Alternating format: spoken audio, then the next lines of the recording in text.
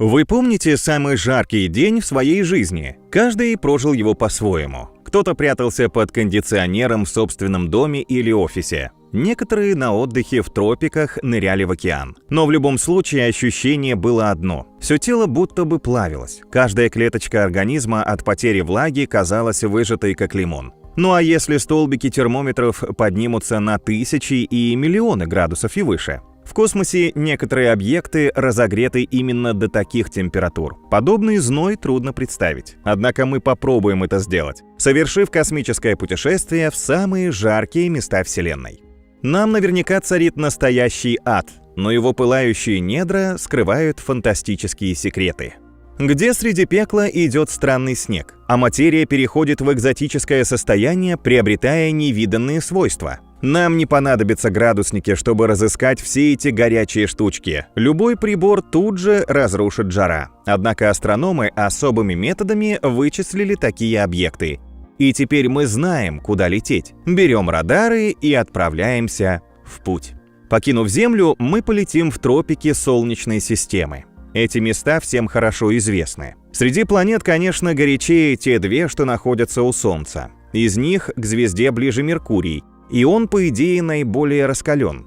В реальности все немного не так. Хотя на Меркурии действительно очень высокие температуры, его обогнала Венера. Планете помог сохранить тепло мощный парниковый эффект. Он возникает, когда излучение проходит через прозрачную среду, например, стекло. Более короткие волны, такие как видимый свет, легко преодолевают преграду, а более длинные волны, например, инфракрасное тепло, попадают в ловушку. Мы испытываем подобный эффект, когда в жаркий летний день наглухо закрываем окна своей машины. Точно так же свет падает на Венеру и нагревает ее поверхность. Затем планета пытается излучить тепло обратно в космос.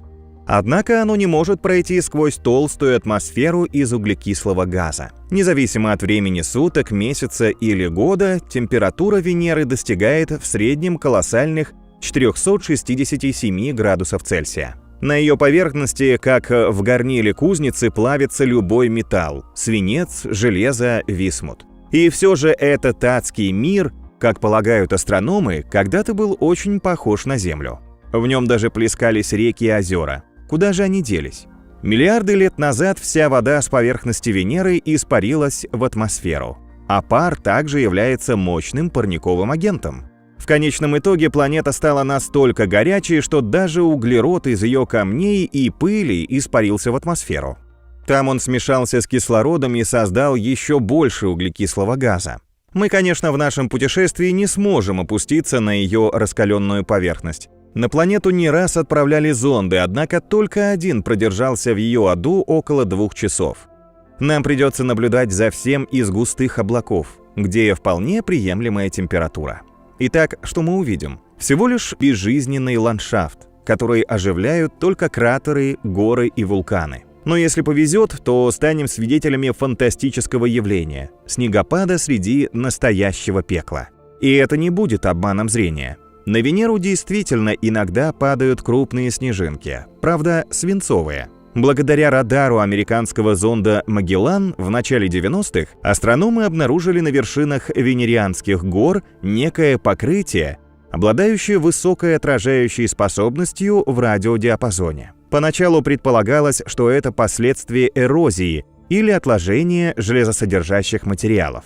Позже, после нескольких экспериментов на Земле, исследователи пришли к выводу, что это самый натуральный металлический снег, состоящий из сульфидов висмута и свинца. В газообразном состоянии они выбрасываются из недр в атмосферу планеты. Это происходит во время извержения вулканов, а признаки тектонической активности действительно обнаружены на Венере. Затем термодинамические условия на высоте 2600 метров способствуют конденсации соединений. В дальнейшем они выпадают на возвышенностях хлопьями раскаленного металлического снега. Правда, вулканы редко извергаются на Венере, так что шансы увидеть чудесные снежинки малы. Но нас ждет много интересного у Солнца. Вот там начнется настоящая жара. Наша звезда, конечно, самое горячее место Солнечной системы. Температуру желтого карлика определяют в 5500 градусов Цельсия. Хотя это относится только к его излучению. Ядро Солнца раскалено намного сильнее, примерно до 14 миллионов градусов Цельсия. Вещество расплавляют термоядерные реакции, которые беспрерывно протекают в его недрах.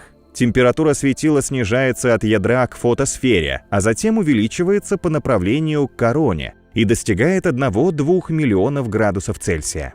Однако корона расположена во внешнем слое звезды и должна быть холоднее фотосферы. Астрономы по этому поводу шутят, что Солнце похоже на жареное мороженое. Хотя это сравнение будет верным, если не учитывать раскаленное ядро.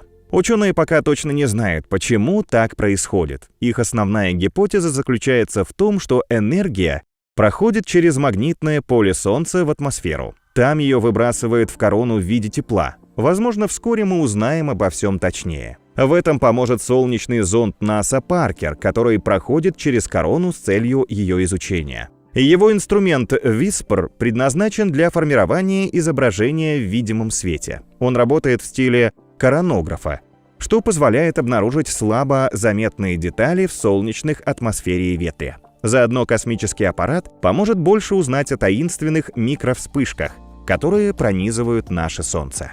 На этом можно закончить наше путешествие в самые горячие точки Солнечной системы. Но она лишь крошечное пятнышко на общем космическом радаре. Если мы отправимся дальше, то обнаружим по-настоящему экстремальную жару. Начнем с экзопланет, которых известно уже более 5500. Ученые считают, что среди них наиболее раскалены горячие Юпитеры. Так называют огромные небесные тела размером с газового гиганта Солнечной системы или больше.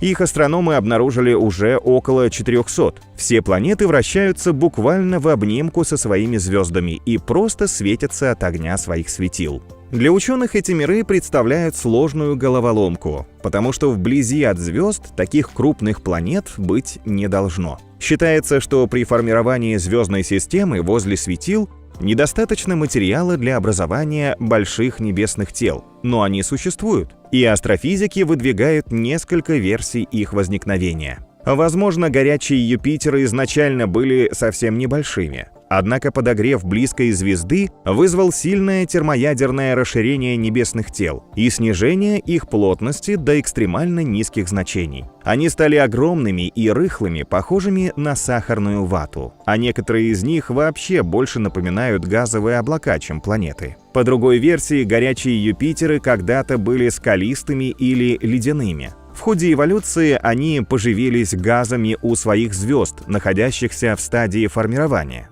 Это позволило планетам неимоверно раздуться и превратиться в газовых гигантов.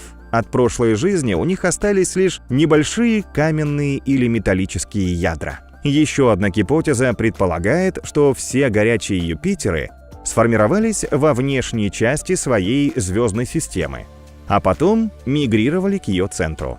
Астрономам еще предстоит проверить свои предположения с помощью новых технологий, таких как космический телескоп Джеймс Уэбб. Но уже точно известно, что все горячие Юпитеры представляют собой настоящий пылающий ад. WASP-76b. Один из них мы найдем на расстоянии 391 светового года от Земли в созвездии Рыб. Там находится газовый гигант WASP-76b, массой немного меньше Юпитера, а радиусом почти в 2 раза больше. Он вращается вокруг звезды WASP-76, желто-белого карлика, который в 1,5 раза массивнее и в 1,7 раза больше Солнца. Звезда горячее нашего светила, температура на ней достигает почти 6000 градусов Цельсия. WASP-76b находится в 10 раз ближе к своему желто-белому карлику, чем Меркурий к Солнцу. Из-за близкого соседства экзопланета превратилась в настоящее пекло, где испаряются любые металлы.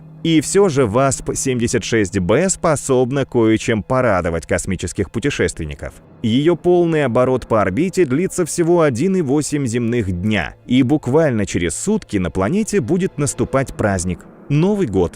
Только вместо холодных снежинок, как на Земле, вам на голову там станут падать капли расплавленного металла. Желто-белый карлик сильно притягивает небесное тело своей гравитацией. Вся энергия WASP-76b тратится на то, чтобы не упасть на звезду и не исчезнуть в ее пылающей пучине. У экзопланеты не хватает сил еще и вращаться вокруг своей оси. В результате одна ее сторона всегда обращена к звезде, а вторая находится в тени. Также Луна расположена по отношению к Земле. Температура на дневной стороне экзопланеты поднимается выше 2400 градусов Цельсия, а на ночной только до 1300. С помощью компьютерного моделирования ученые выяснили, что атмосфера WASP-76b состоит из плотного слоя облаков, но совсем не таких, как на Земле. Вместо водяного пара облака на экзопланете сотканы из оксида алюминия, железа и магния. Позже астрономы нашли в них еще и ионизированный кальций. Наличие большого количества этого вещества может свидетельствовать о сильных ветрах в атмосфере. Ученые предполагают, что ветры нередко перерастают в настоящие ураганы. При этом на дневной стороне нет облаков. Зато в атмосфере много паров атомарного железа. Во время ураганов пары переносятся на ночную сторону планеты. Там происходит их конденсация и образуются облака из капель железа. В дальнейшем они выпадают железными дождями на поверхность адского мира. Кельт-9b. Условия на экзопланете Кельт-9b созвездия Лебедя примерно в 670 световых годах от Земли еще более ужасны. Температура там составляет около 4327 градусов Цельсия, и это самая горячая экзопланета из известных ученым. Она раскалена сильнее многих звезд и не намного прохладнее Солнца. Правда, ее светило Кельт-9 тоже пышет от жара. Ее температура достигает более 10 тысяч градусов Цельсия. Планета выбрала место жительства почти вплотную к звезде на расстоянии 0,03 астрономической единицы. Она всегда одним полушарием повернута к Кельт-9, поскольку не в силах преодолеть гравитацию близкого светила и вращаться вокруг своей оси. Молекулы газообразного водорода, вероятно, от немыслимых температур, разрываются на ее дневной стороне. Они не могут повторно сформироваться, пока их разрозненные атомы не перетекут на ночную сторону планеты. Из-за экстремального излучения звезды атмосфера Кельт-9b также раздулась, как воздушный шар. Газовый гигант в 2,8 раза массивнее Юпитера, но в 2 раза менее плотный. Но планета-печь, возможно, порадует нашу виртуальную экспедицию потрясающими пейзажами. Из космоса мы увидим ее великолепный хвост из газа. Шлейф образует материя, испарившаяся с поверхности Кельт-9b под воздействием мощного ультрафиолетового излучения звезды. Планета необычна еще и тем, что ее орбита перпендикулярна оси вращения светила. Год в этом мире длится менее 2 дней. На каждом витке Кельт-9b наступает лето, когда она проходит над горячими полюсами звезды, и зима над более прохладной средней частью. Таким образом, экзопланета переживает 2 раза один и тот же сезон при обороте вокруг звезды. Причем каждое из времен года длится около 9 часов. Хотя Кельт-9b и перегнала по температуре многие светила, до самых горячих ей все же далеко. В ядрах звезд температура способна достигать миллионов или даже миллиардов градусов. Но как ее измерить? В телескопы это вряд ли видно, и с градусником, как мы уже отмечали, туда не подлетишь. Определение температуры экзопланет основано на их излучении, тепловой энергии, выделяемой в виде инфракрасного света. Его отлично распознают телескопы нового поколения, особенно прибор среднего инфракрасного диапазона Джеймса Уэбба. Что касается звезд, то выделить самые горячие кажется нетрудно. Очевидно, они должны быть наиболее яркими и большими. В реальности все сложнее. Конечно, огромные сияющие космические объекты очень горячи, но по-разному. Если в составе звезды присутствуют тяжелые элементы, то ее излучающая энергия и температура окажутся в разы больше. Важное значение имеет и площадь поверхности небесного тела. Звезды не просто производят энергию, но еще отдают ее в космическое пространство. И чем больше площадь светила, тем больше расход энергии. Однако существует еще множество параметров, которые влияют на термические показатели звезд. Наиболее наглядный фактор – цвет небесного тела. И в соответствии с этим астрономы составили упрощенную систему определения температуры светила. Она связана с физическим понятием излучением черного тела. Представьте темный железный пруд, который при нагреве начинает менять цвет. Сначала пруд станет красным, затем раскалится до оранжево-желтого, белого и уже в конце окажется слегка голубым. Этот процесс можно применить и к звездам. Самые горячие голубые гиганты класса О. После них идут светила категории Б, голубовато-белые, А белые, F бело-желтые, G желтые, K оранжевые, M красные. Голубые гиганты самые горячие из всех звезд, достаточно редкие. И пока астрономы обнаружили их всего лишь немногим более 500. Возможно, это связано с их коротким весом. Желтые карлики, подобные Солнцу, живут десятками миллиардов лет. А красные карлики вообще относятся к небесным долгожителям, возраст которых иногда исчисляется триллионами лет. Зато пылающие голубые звезды, блеснув на небе всего несколько миллионов лет, обычно взрываются сверхновыми. Именно к таким светилам мы проложим свой маршрут. Какое из них самое-самое горячее? Дзета-Кормы. Если посмотреть в ночное небо с Земли, то зимой в ясную погоду виден голубой огонек звезды Дзета-Кормы. Она расположена более чем в 1000 световых лет от нас в созвездии Карма. Далекая звезда заметна невооруженным глазом, поскольку она чрезвычайно большая и раскаленная. Это голубой гигант массой в 56 солнечных. Он считается самой горячей из всех видимых в нашем небе звезд. Дзета-Кормы испускает в 21 тысячу раз больше энергии, чем наше светило. Температура ее поверхности примерно равна 42 тысячам градусов Цельсия, что в 7 раз больше солнечной. Интересно, что Дзета-Кормы один из самых близких к нам голубых гигантов. Однако, если бы он не поменял место жительства, все могло быть иначе. Считается, что Дзета-Кормы сформировалась всего 4 миллиона лет назад в молекулярном облаке созвездия Паруса. Это намного дальше ее нынешнего места жительства, в 1400 световых годах от Земли. Позже, по каким-то причинам, горячая гигантская звезда покинула свою колыбель и оказалась в другом созвездии, приблизившись к нам.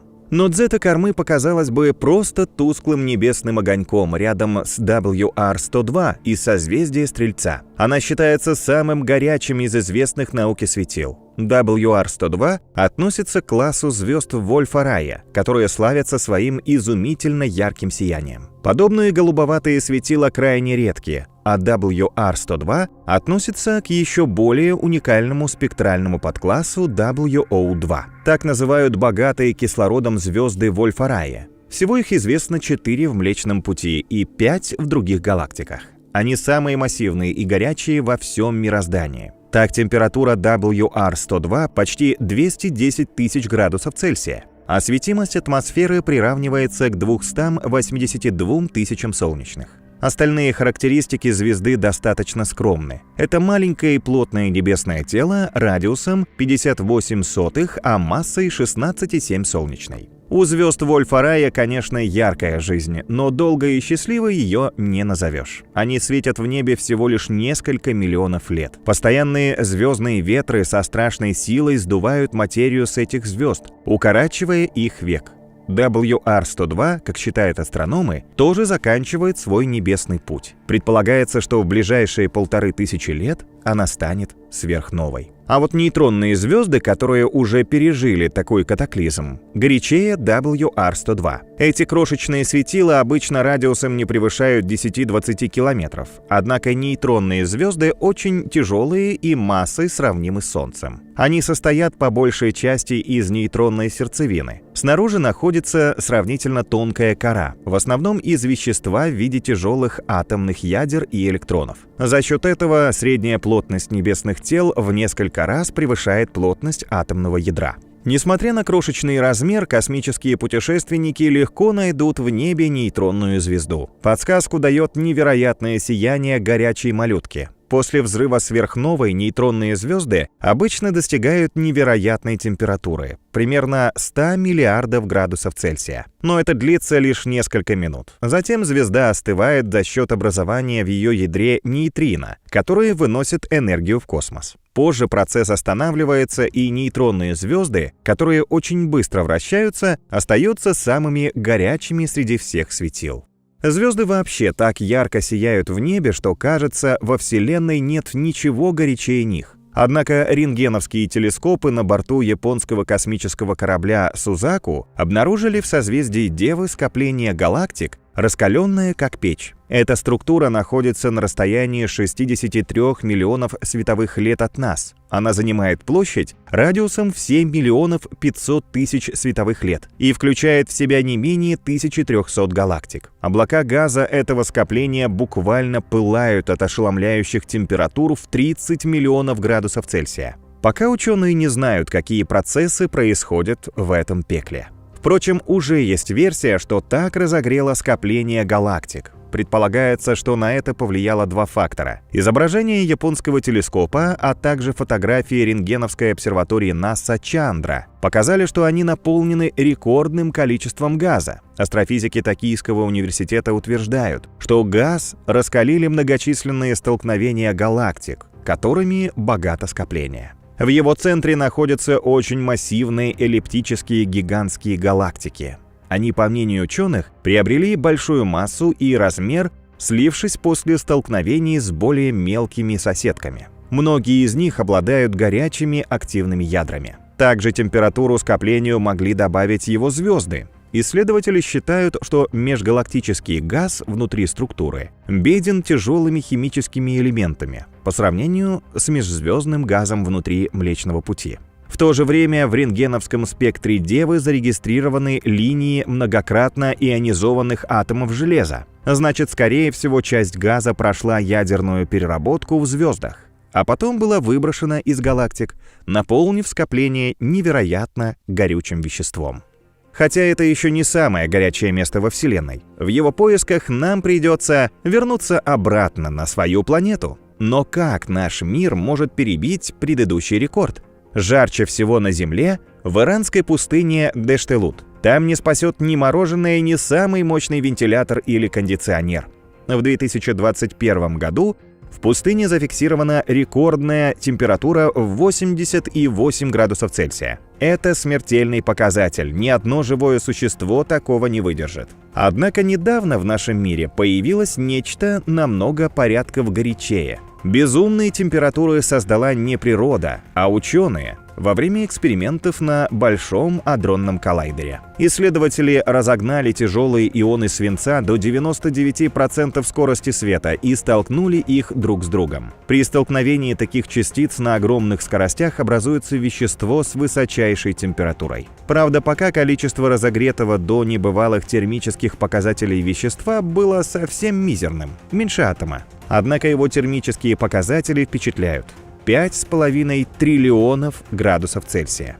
И все же это не предел, так что наше путешествие продолжается. Но мы опять полетим в космос. И вместе с учеными Гарвардского университета заглянем в самые жуткие объекты мироздания — черные дыры. Именно они, по мнению исследователей, генерируют такие температуры, равных которым нет нигде. Но мы знаем, что в черную дыру невозможно попасть. Материя в ней невероятно спрессована. А потому гравитация безумно сильна. Даже свет, попав в ловушку черной дыры, не сможет вырваться наружу. Впрочем, черная дыра холодна внутри, так что заглядывать в нее нам не надо. Достаточно приблизиться к такому космическому монстру на безопасное расстояние. Нас интересует кольцо газа вокруг этого космического объекта, аккреционный диск. Вот его температура как раз зашкаливает. Материя в диске вращается на таких немыслимых скоростях, что трение приводит к возникновению температур в триллионы градусов Цельсия. И эти показатели еще повышаются, когда интенсивное магнитное поле черной дыры выбрасывает в космос часть вещества из своего нутра. Мощные струи или джеты достигают протяженности в миллионы световых лет. Сверхмассивные черные дыры, в которых происходят подобные процессы,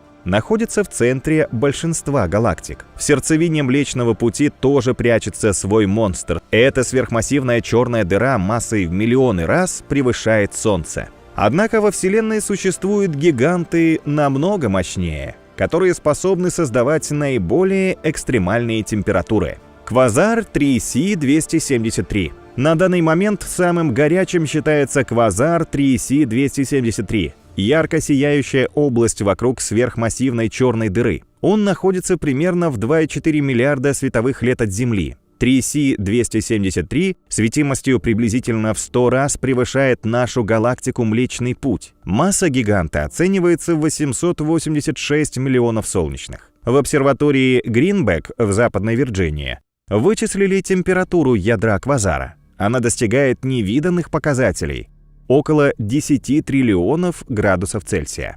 И это можно было бы назвать пределом существующих во Вселенной температур, но только в настоящем времени. Если брать всю историю мироздания, абсолютное первенство, конечно же, принадлежит Большому взрыву. В момент рождения Вселенной температура составляла около 1032 кельвинов. Она держалась неизмеримо короткое время, намного меньше секунды. Вселенная тогда была настолько горяча, что мы понятия не имеем, по каким законам она существовала. Подобные энергии не допускают даже образования фундаментальных частиц. В настоящем времени, понятно, мы не ждем повторения рекорда мироздания. Можно считать квазар победителем в нашем рейтинге?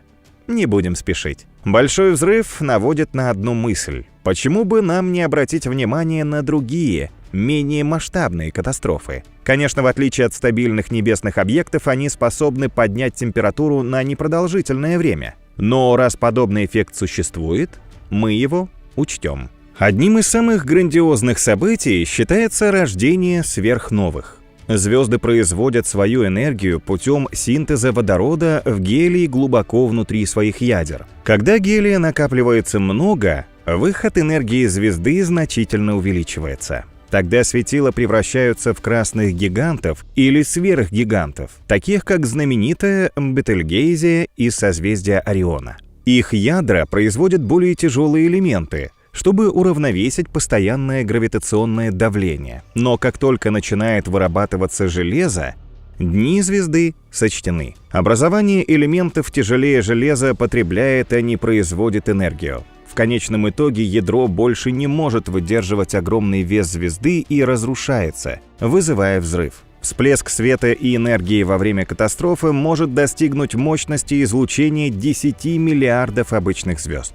Чтобы легче было это представить, в НАСА создали визуализацию сверхновой. Сотни фотографий, сделанных за 13 лет в космическом агентстве, объединили в короткий красочный фрагмент. На видео отображено расширение облака газа и пыли вокруг сверхновой Тихо-Браге, или СН-1572, из созвездия Кассиопея в Млечном Пути. Событие произошло в 7500 световых годах от Земли и было зафиксировано более 400 лет назад. Но астрономы до сих пор исследуют последствия катаклизма и обломки взорвавшейся звезды. В течение последних 2 десятилетий космическая обсерватория Чандра наблюдала за газопылевым облаком. Астрономам удалось подсчитать, что его температура составляет около 11 миллионов градусов Цельсия, а в эпицентре взрыва она может подниматься до триллионов градусов Цельсия. Наблюдения также показали, что облако медленно расширялось в период с 2000 по 2013 год, а потом перестало. Секрет в том, что после катастрофы мощные волны сначала распространяются вокруг эпицентра, затем вновь возвращаются в сердце облака. Причем с безумной скоростью – до 10-14 миллионов километров в час. Обратная волна воспламеняет газ внутри останков сверхновой.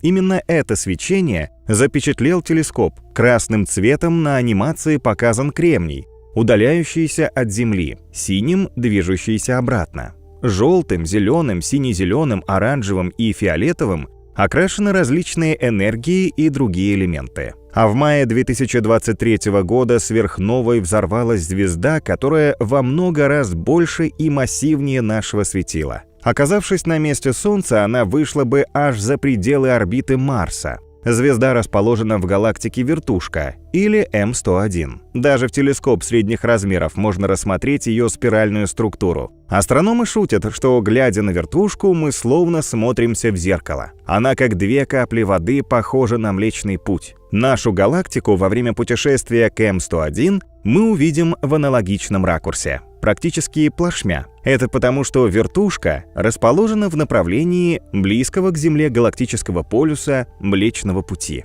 Сверхновая SN-2008D, которая вспыхнула в М101, оказалась особенно мощной. Она вызвала небывало высокие температуры в эпицентре взрыва, хотя их показатели еще точно не определены. Но ученые уже заявили, что катастрофа находится где-то на границе между обычными сверхновыми и гамма-всплесками.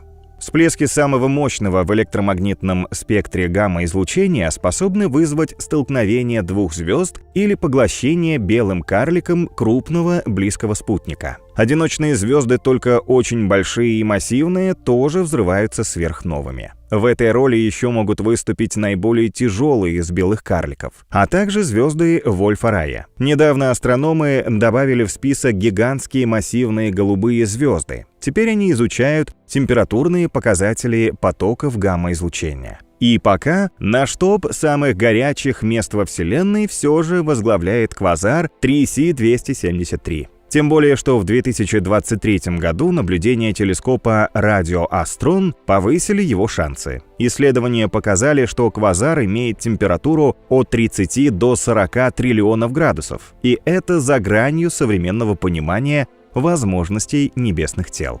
При таких температурах происходят странные вещи, которые не могут объяснить наши законы физики. Но ученые уже выдвинули теорию, что внутри самых горячих звезд, джетов, черных дыр, квазаров, сверхновых образуется экзотическая материя с необъяснимыми свойствами. Она, например, теоретически может служить источником энергии для варп-двигателя, который сжимает пространство и передвигает звездолет быстрее скорости света. Однако экзотическая материя до недавнего времени существовала только в гипотезах ученых. И вот недавно она была получена, правда, только по результатам компьютерного моделирования ученых Эдинбургского университета. Исследователи перевели виртуальный калий в состояние цепного плавления, подвергая металл воздействию экстремальной температуры и давления. Что же получилось в результате? Совершенно фантастический вид материи, твердый и жидкий одновременно. В этом состоянии калий образует необычную кристаллическую структуру из двух разных решеток, переплетенных на атомарном уровне. Другими словами, одни атомы становятся жидкими, в то время как их соседи остаются твердыми. Эта двойственность в моделях ученых сохранилась даже после изменения температуры, давления или других условий. То есть состояние цепного расплава оказалось стабильным типом материи, а не просто переходной стадией между твердым телом и жидкостью. Новое вещество ученые назвали цепной расплавленной материей. Предполагается, что в реальности она будет выглядеть и ощущаться как твердое тело. Вы без труда сможете взять ее в руки, но жидкая часть материи при этом способна вытечь наружу. Впрочем, как только вещество потеряет жидкость, некоторое количество его твердой части тут же все восполнит. Исследования также показали, что калий не единственный элемент, который теоретически образует две переплетенные решетки атомов. Его соседи по таблице Менделеева, такие как кальций, магний, медь, цинк, тоже способны достигать частично жидкого и твердого состояния одновременно. Ученые еще не знают точно, какие преимущества откроет перед нами создание реальной экзотической материи под воздействием экстремально высоких температур и давления. Однако наверняка эти свойства будут столь же странными и неожиданными, как и само вещество. Исследователи продолжат поиски экзотической материи в лабораториях, а также внутри самых горячих объектов космоса. Изучение подобных структур позволит лучше понять их свойства, а главное — познать огненное прошлое Вселенной со времени ее рождения из сингулярности. Прояснить эти моменты астрофизикам поможет японская рентгеновская обсерватория «Миссия рентгеновской визуализации и спектроскопии». Ее запустили в космос в сентябре 2023 года. Аппарат способен более точно измерять высокотемпературные объекты в космосе и, возможно, найти области горячее, чем квазар 3С-273. Нас, космических путешественников, невероятные небесные печи тоже наверняка не оставят равнодушными. Их огонь потрясает и захватывает воображение, вызывая желание больше узнать о настоящих космических тропиках, познакомиться с ними ближе. Ждем от ученых новых находок и открытий. Только представьте, у Вселенной есть босс. Его фото не так давно разместил один из индийских пользователей на своей странице Facebook. Уже через несколько часов снимок набрал миллионы просмотров и тысячи комментариев. Этой историей даже заинтересовался отдел по разоблачению фейков крупнейшего издания страны India Today. После расследования выяснилось, что на снимке представлено видение художником реальной космической структуры — Великой стены Босс.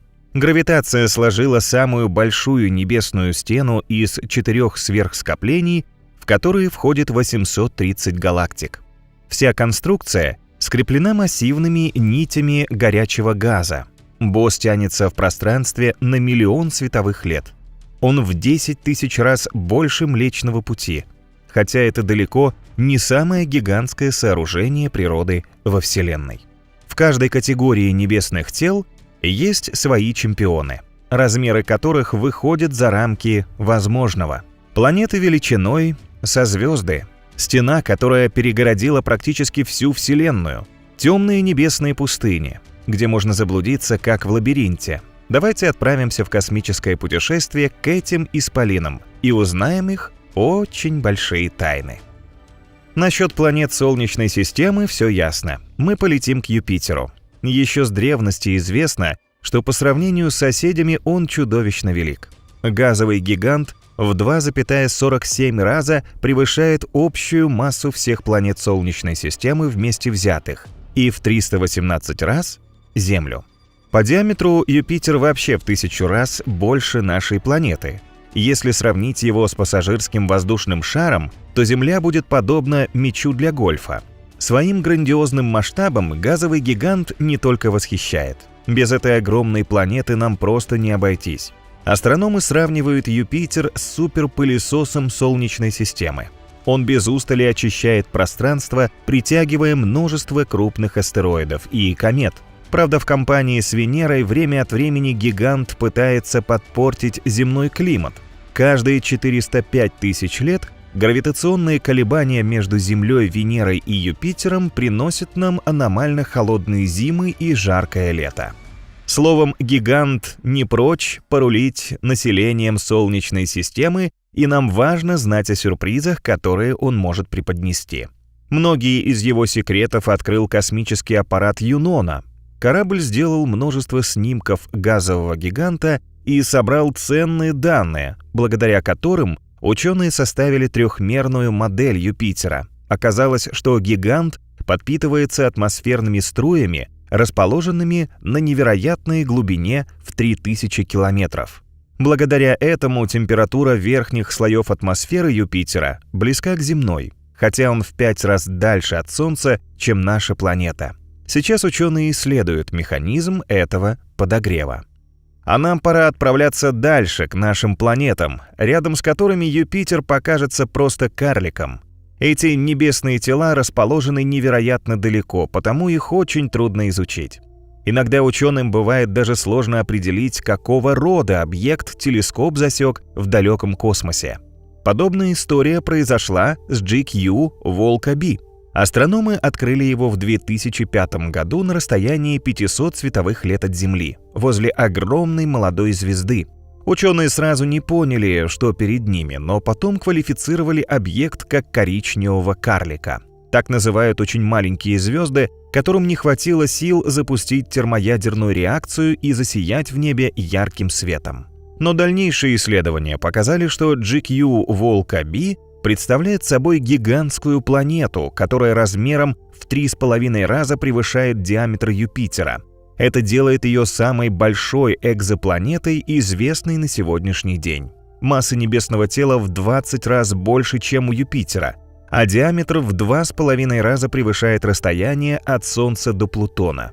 На GQ Волка B сложились уникальные условия. Самый терпеливый турист не дождется там смены сезонов, чтобы почувствовать, к примеру, очарование весны, переходящей в лето. Не то, что их нет в том мире, но расстояние между GQ Волка B и ее молодой звездой составляет 100 астрономических единиц. Гигантская экзопланета совершает один оборот по орбите почти за 1200 лет.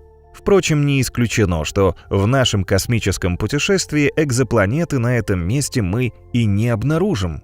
Она куда-то переедет? Или ее похитит некая залетная черная дыра?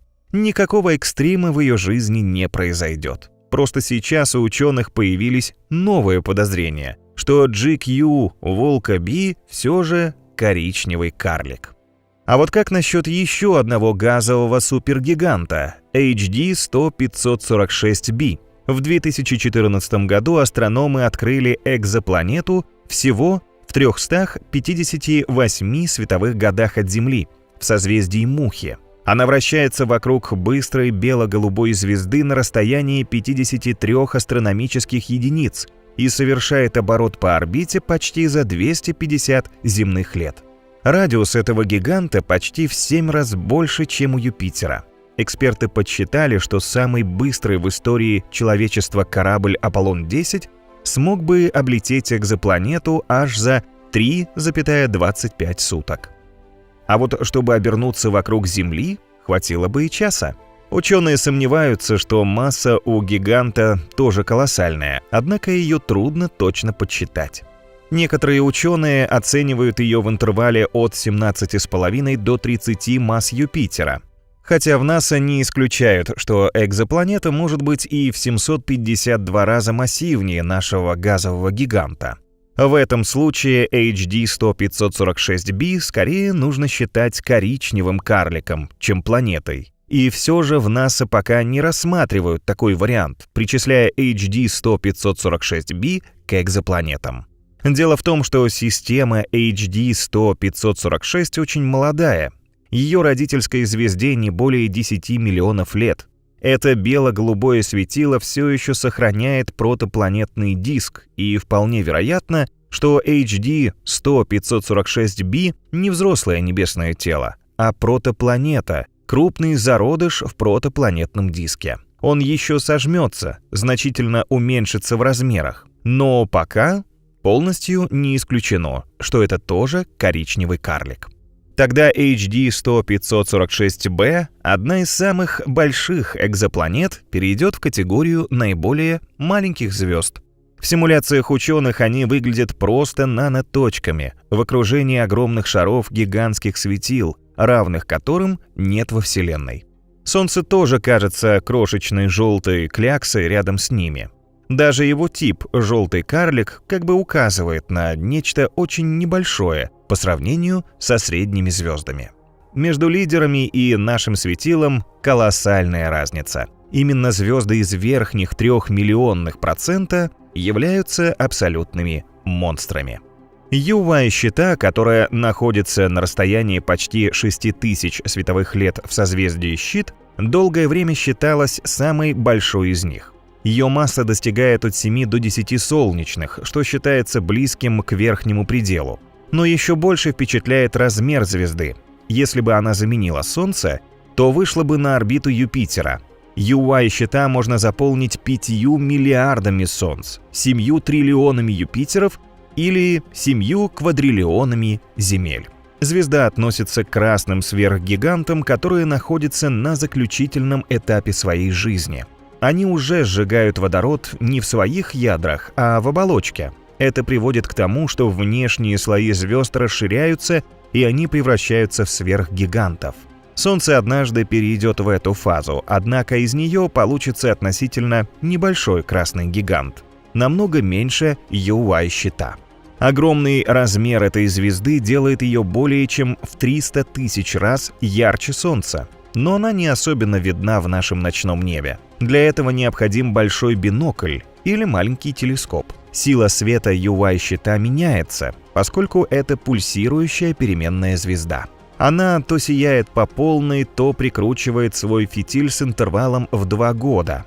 В любой из этих периодов вид сияющего спокойного красного гиганта перед нами откроется потрясающий. Но рекордсмена, достойного книги рекордов Гиннесса, мы в ней уже не увидим.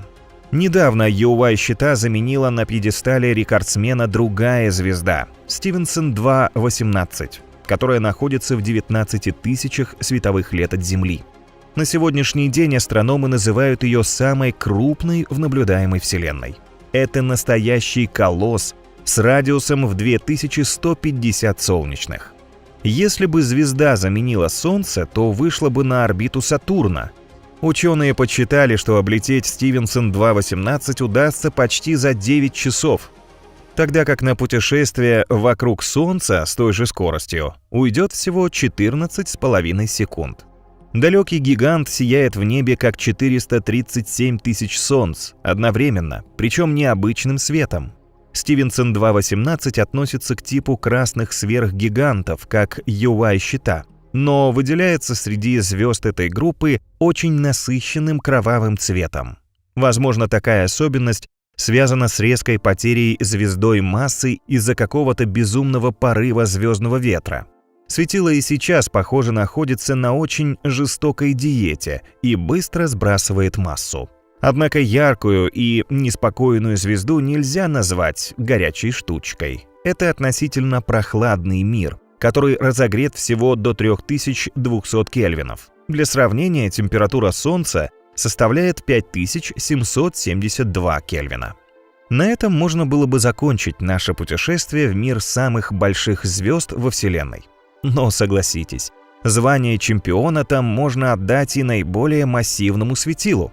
Давайте поищем его в небе.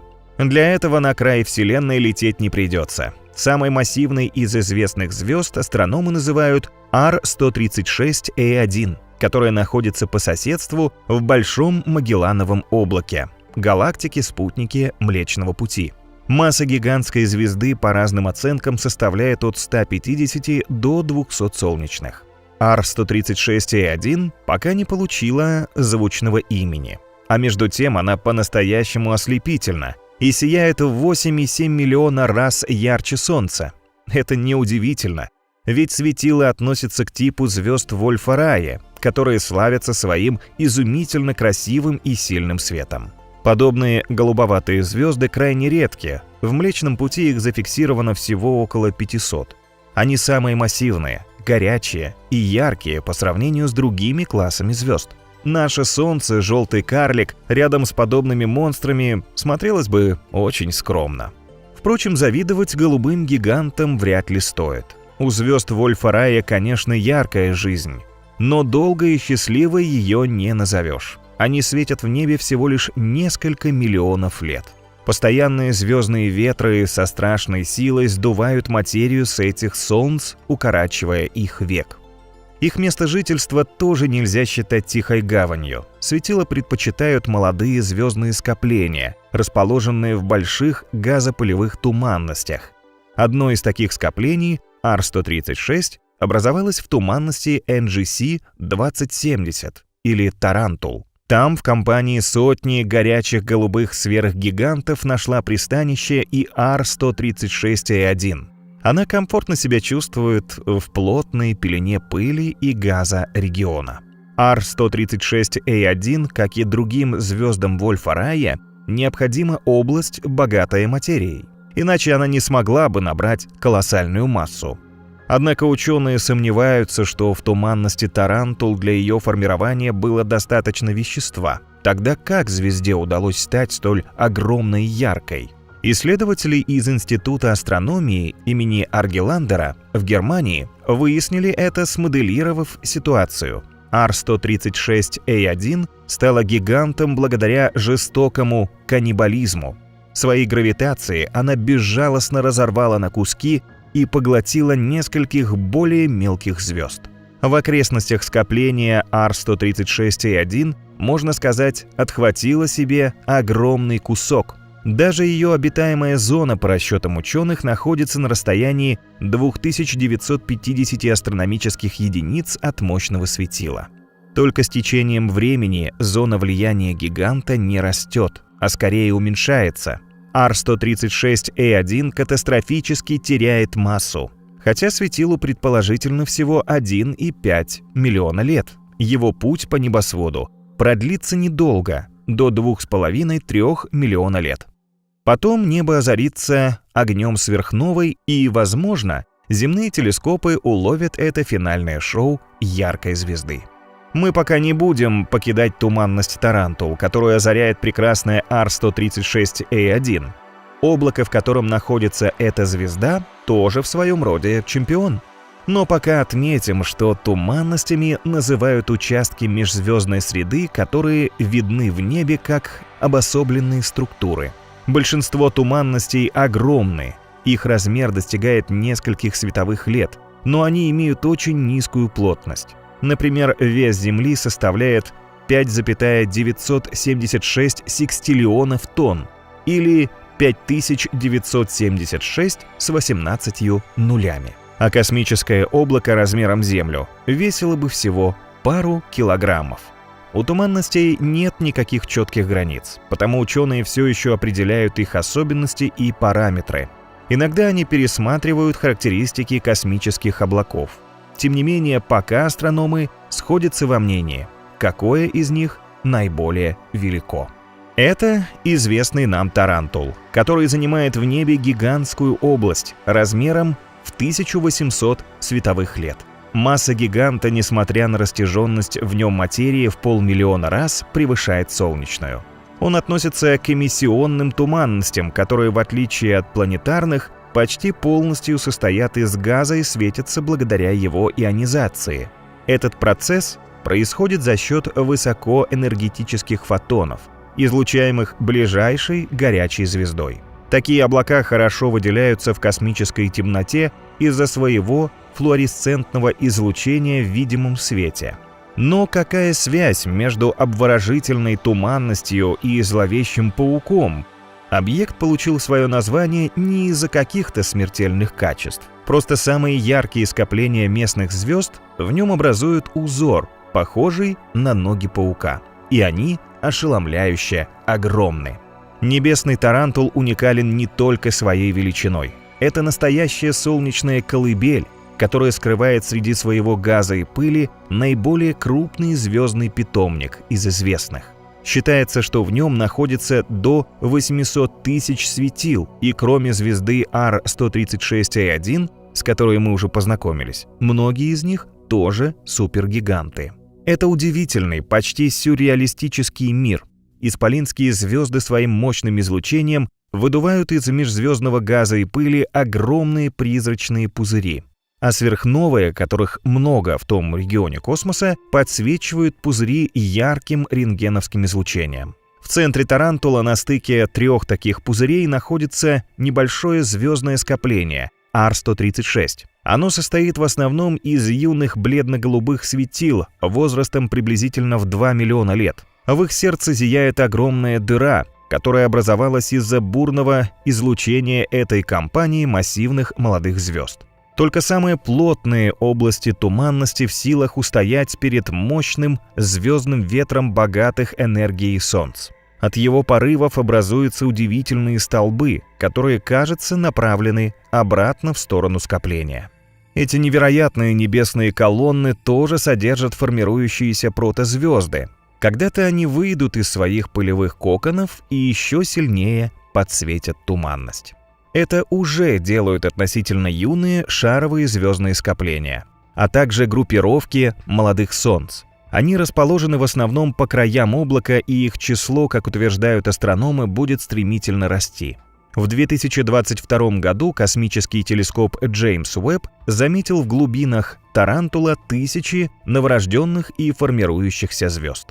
Интересно, что следующая по размеру туманность N44 шириной 1000 световых лет тоже эмиссионная. Она находится по соседству с Тарантулом в Большом Магеллановом облаке на расстоянии в 160-170 тысяч световых лет от нас. Странная туманность имеет форму пузыря, который сформирован радиационным давлением группы из 40 звезд вблизи ее центра. Это одни из самых прекрасных светил во Вселенной. Сине-белые, очень яркие и необычайно богатые энергией. Впрочем, N44 впечатляет не только этими звездами. Во время нашего космического путешествия мы увидим настоящую небесную матрешку. Туманность скрывает внутри себя пузырчатую структуру меньшего размера N44F, которая имеет аналогичную форму с основой. У внутренней матрешки есть горячая массивная центральная звезда, которая поднимает необычайно мощный звездный ветер со скоростью 7 миллионов километров в час. Это светило теряет материал в 100 миллионов раз быстрее, чем Солнце, и тем самым уменьшает плотность N44F. Процесс привел к образованию нескольких живописных пылевых столбов, которые могут скрывать во внутренней матрешке многочисленные колыбели светил. Вот такими необычными могут быть огромные туманности, хотя в них мало материи. А что скрывают еще более разреженные и незаселенные небесными телами регионы космоса? Во вселенской паутине, как известно, встречаются абсолютно пустые участки, которые называют войдами. Это пространство между галактическими нитями, где сами галактики практически отсутствуют. На сегодняшний день исследователи уже обнаружили в небе около 30 подобных прорех. Долгое время лидером среди них считался гигантский войд, который еще в 1988 году астрономы наблюдали в 1,5 миллиарда световых лет от Земли. Он представляет собой чрезвычайно большую область пространства размером от 1 до 1,3 миллиарда световых лет с очень низкой плотностью материи. Несмотря на огромные размеры войда, заселен только один его регион. Внутри этой области сферической формы находится всего 17 скоплений галактик. Исследования этих скоплений показали, что они совершенно не взаимодействуют друг с другом. Иными словами, плотность кластеров безумно низкая, что приводит к почти полному отсутствию гравитационного взаимодействия между объектами внутри него. Гигантский войд четверть века считался самой большой небесной пустыней. Однако в 2004 году он этого звания лишился. Астрономы заметили огромное пустое место на картах, построенных на основе данного спутника WMAP. Аппарат производил замеры микроволнового фона реликтового космического излучения Большого взрыва. Колоссальную космическую аномалию WMAP зафиксировал на расстоянии 3 миллионов световых лет от Земли, в созвездии Эридан. По данным спутника, супервойд обладает просто невероятным размером. Его длина составляет 1,8 миллиарда световых лет. По сравнению с этой необъятной пустошью, Млечный Путь на карте кажется маленькой точкой. Его оценивают всего лишь в 100 тысяч световых лет. Значит, область Эридана может вместить 18 тысяч таких галактик. Несмотря на колоссальный размер региона, во время космического путешествия мы не увидим там ничего. Сверхпустота полностью лишена звезд, газа, пыли и, похоже, даже темной материи. Еще она отличается необычайно низким и очень холодным микроволновым излучением. Ее температура приблизительно на 2,7 Кельвина ниже, чем средняя в космосе. За это ученые назвали пустоту реликтовым холодным пятном. К слову, в гигантском войде реликтовое излучение практически той же температуры, что и в заселенных регионах космоса. Реликтовое холодное пятно также называют самым темным местом во Вселенной. В нем совсем нет звезд и галактик. Ни один лучик света не озаряет его бездонные глубины. В такой области человек перестает видеть, слышать и что-либо ощущать. Нам следует быть очень осторожными при полете в эту бесконечную пустыню.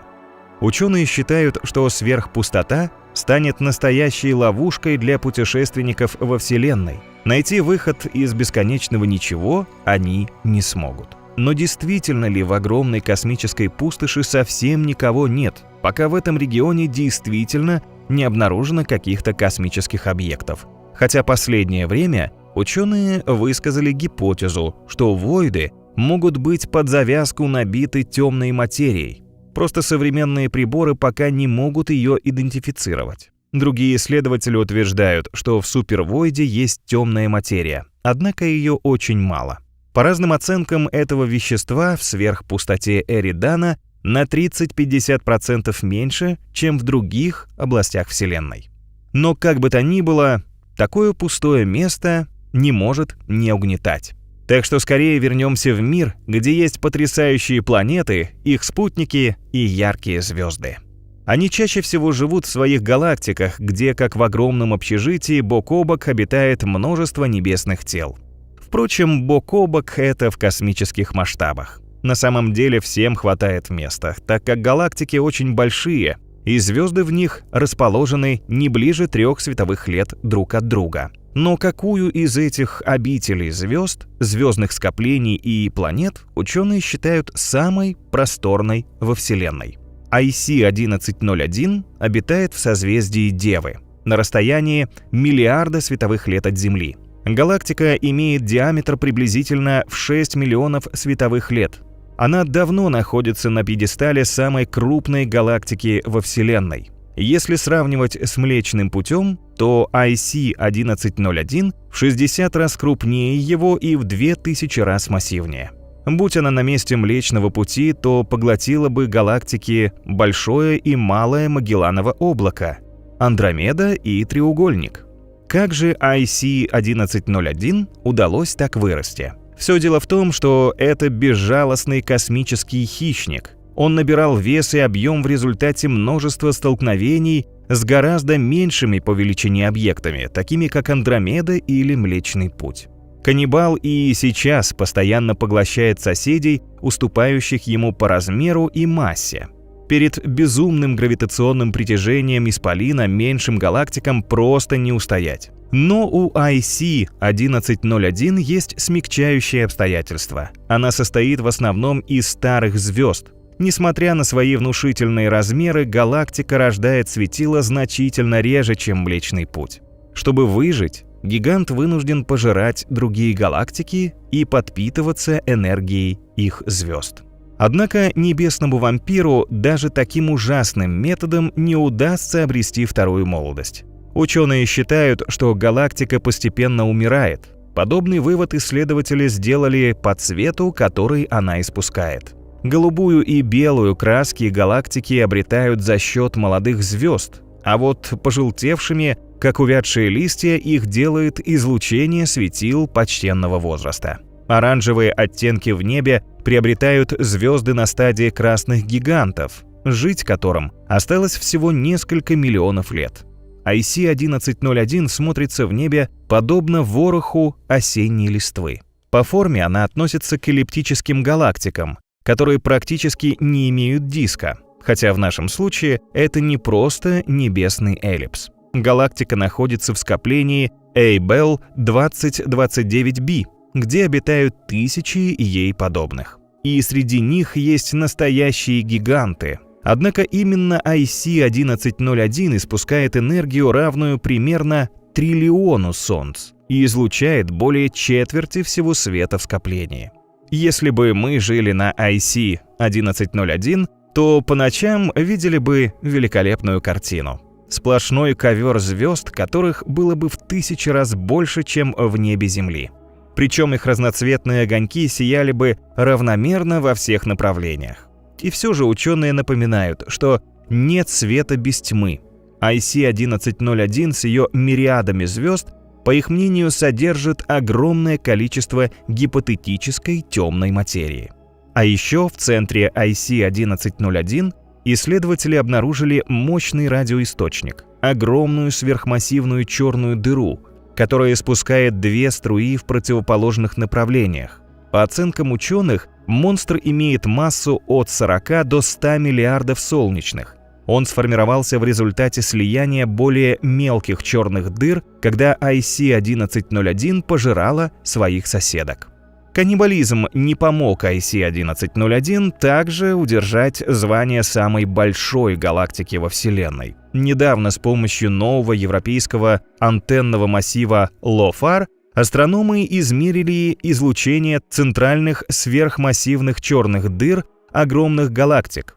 На расстоянии 3 миллиардов световых лет от Земли ученые обнаружили лепестки гигантской радиогалактики, каждый из которых достигает размера не менее 16 миллионов световых лет.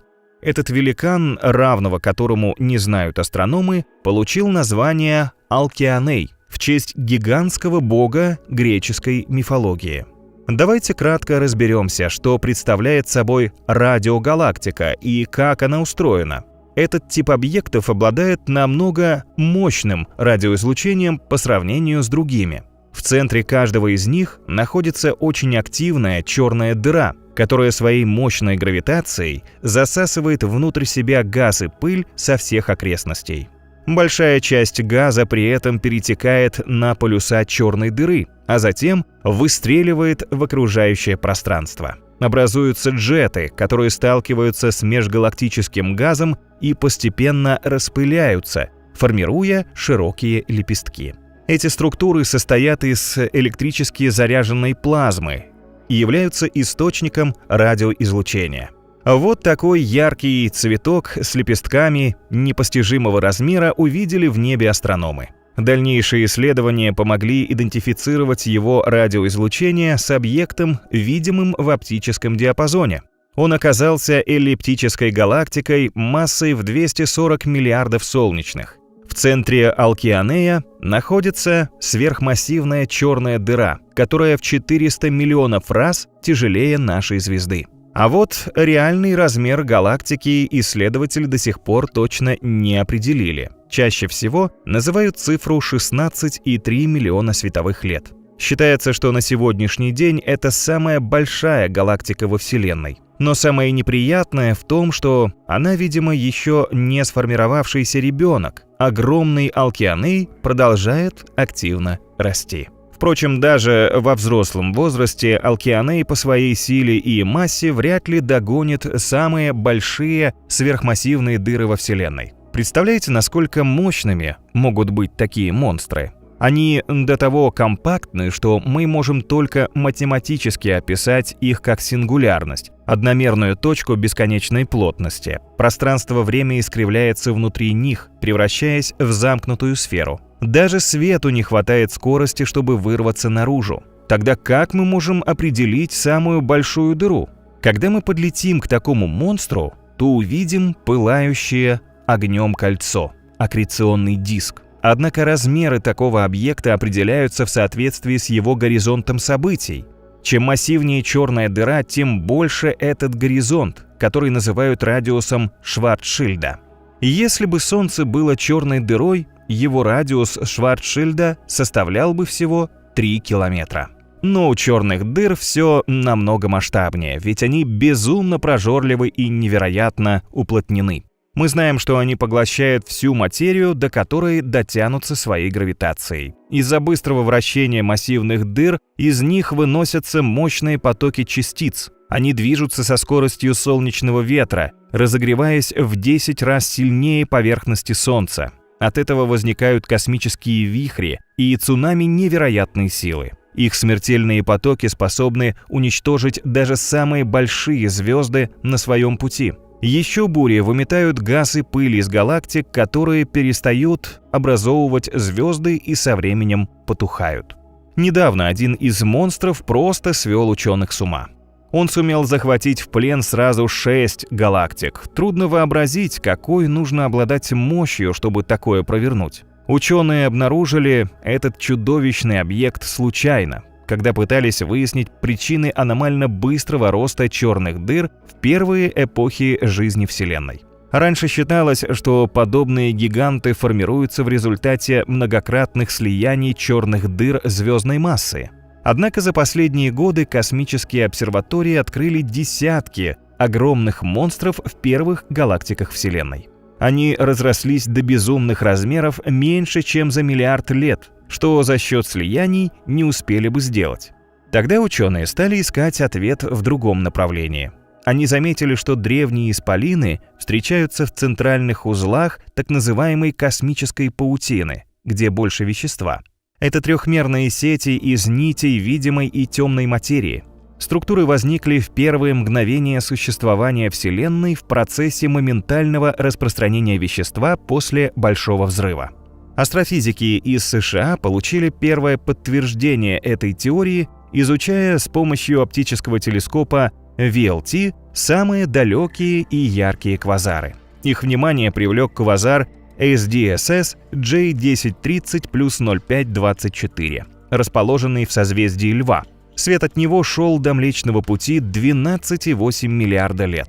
Древний объект оказался безумно огромным, в миллиард раз больше Солнца.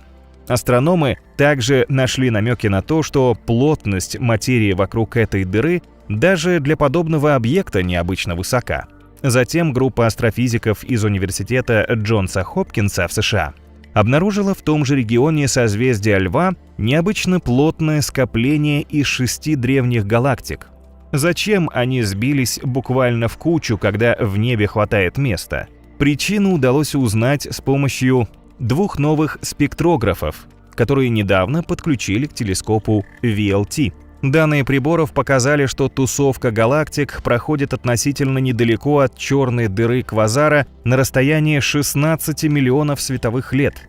Все объекты связаны друг с другом притяжением космического монстра. Гигант подтягивает их к себе, чтобы в дальнейшем один за другим разорвать на куски и поглотить.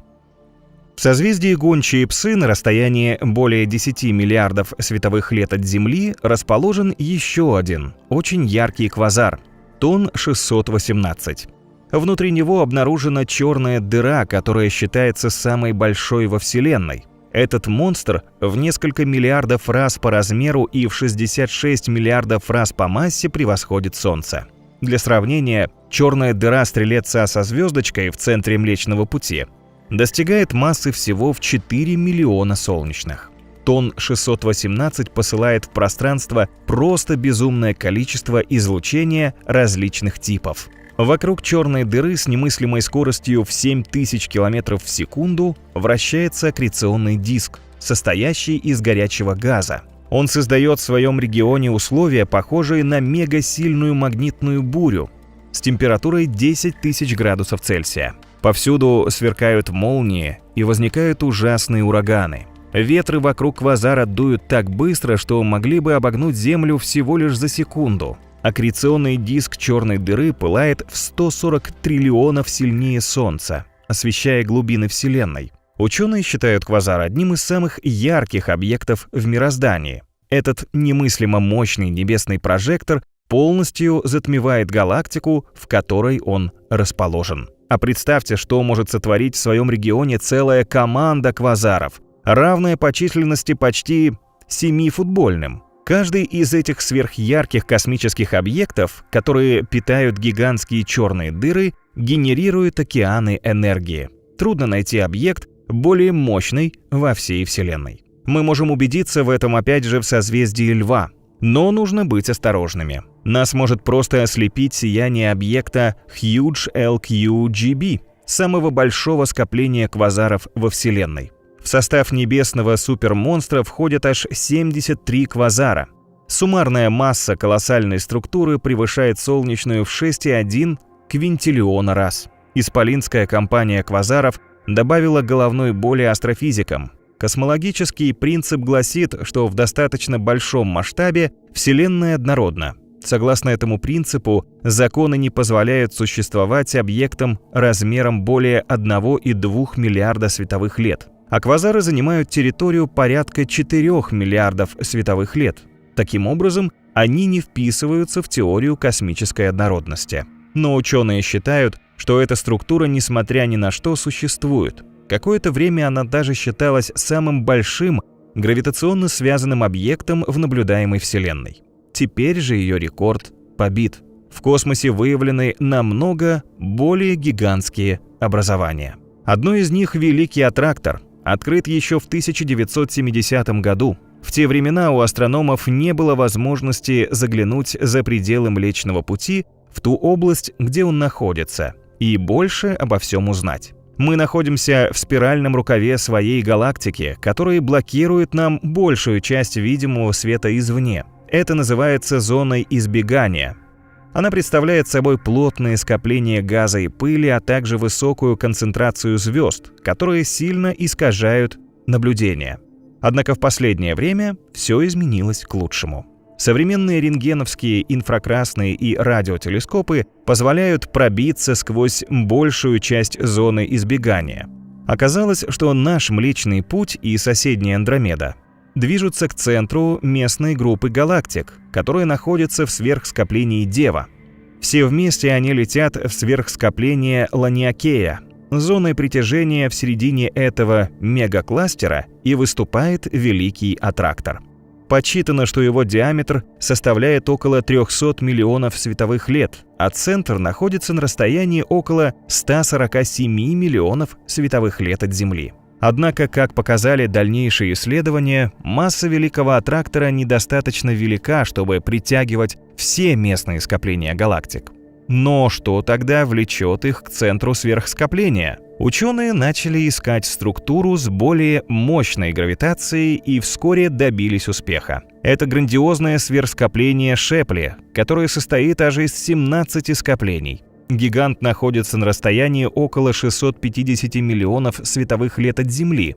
Он имеет такую огромную массу, что даже цифру трудно вообразить. 10 миллионов миллиардов солнечных масс. Спутник ESA Planck уже сделал уникальные снимки центральной части сверхскопления Шепли. Горячий газ, пронизывающий кластер, ярко светится на фото в рентгеновских лучах. Самые большие розовые пятна показывают два скопления галактик – A-Bell 3558 справа и A-Bell 3562 слева, а также пару меньших групп между ними. Именно суперкластер Шепли является самой большой единичной структурой в известной нам части Вселенной, согласно данным Европейского космического агентства. Но даже его открытие не прояснило схему всей гравитационной паутины в районе Великого Аттрактора. По оценке профессора Мэтью Коллеса из Австралийского университета, часть скорости Млечного Пути объяснить по-прежнему невозможно. Исследователь пришел к выводу, сложив силу гравитации скопления Дева, Великого Аттрактора и сверхскопления Шепли. Получилось, что наша галактика должна двигаться медленнее на 50 км в секунду. Профессор Коллес связывает нехватку составляющих этой скорости с загадочными объектами, скрытыми за Млечным Путем.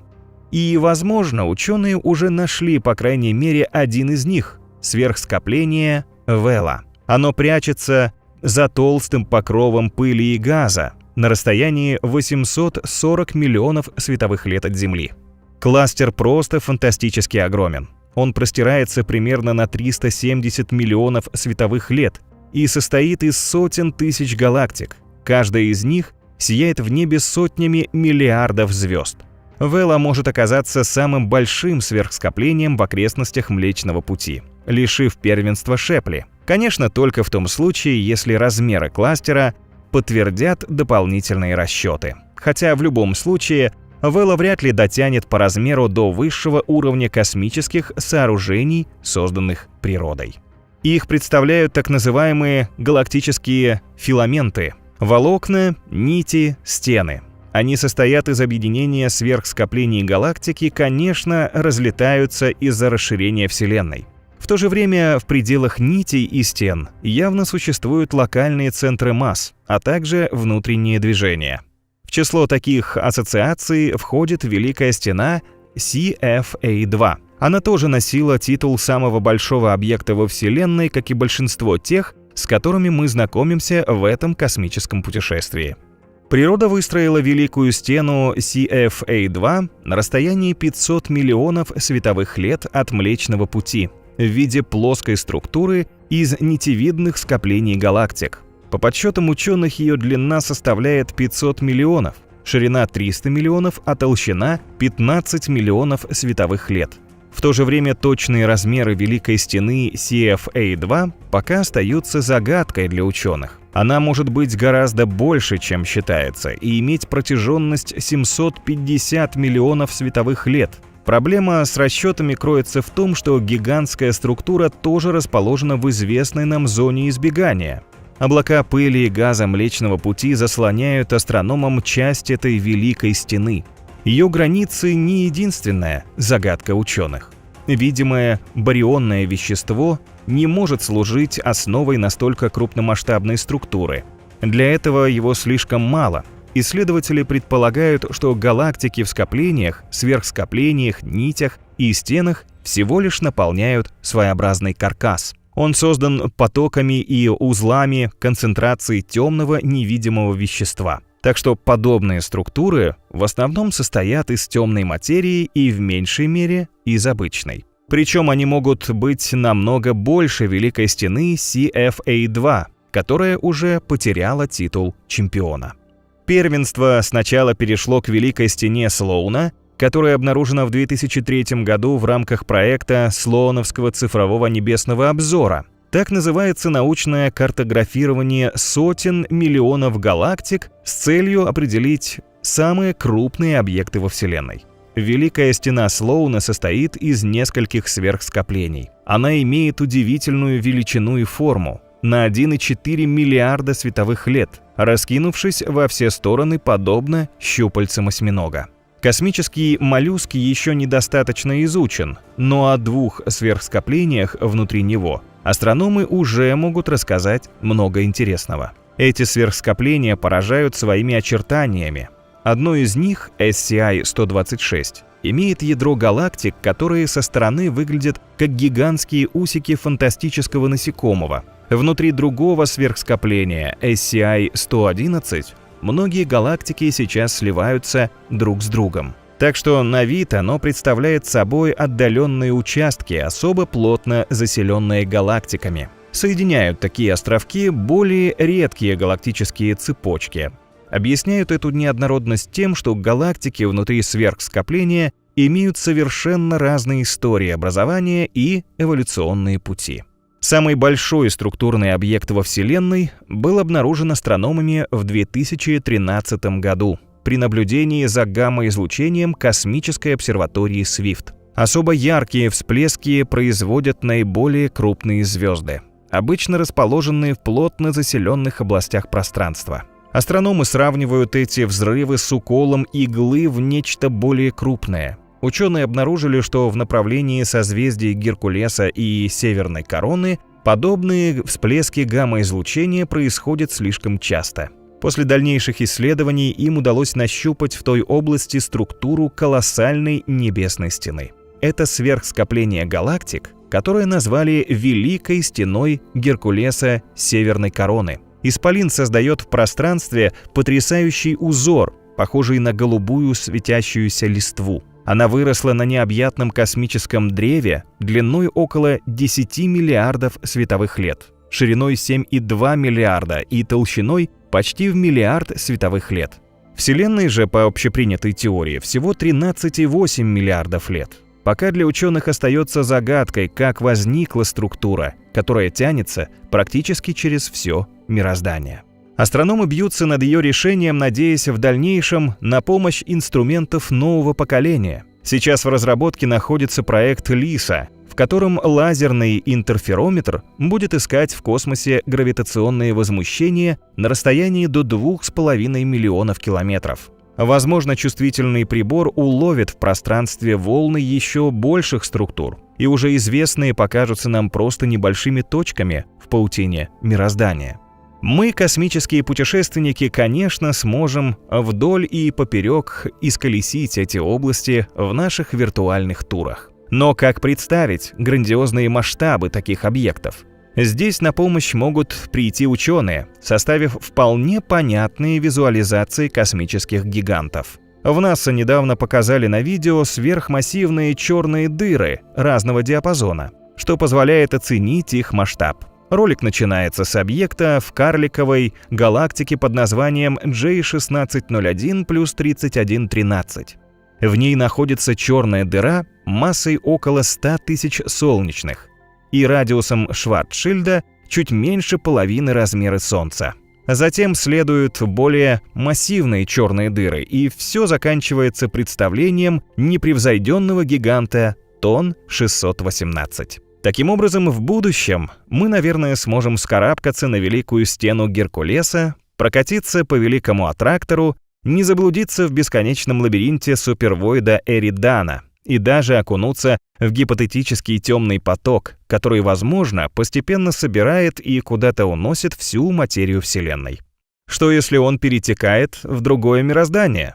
Но это уже другая история.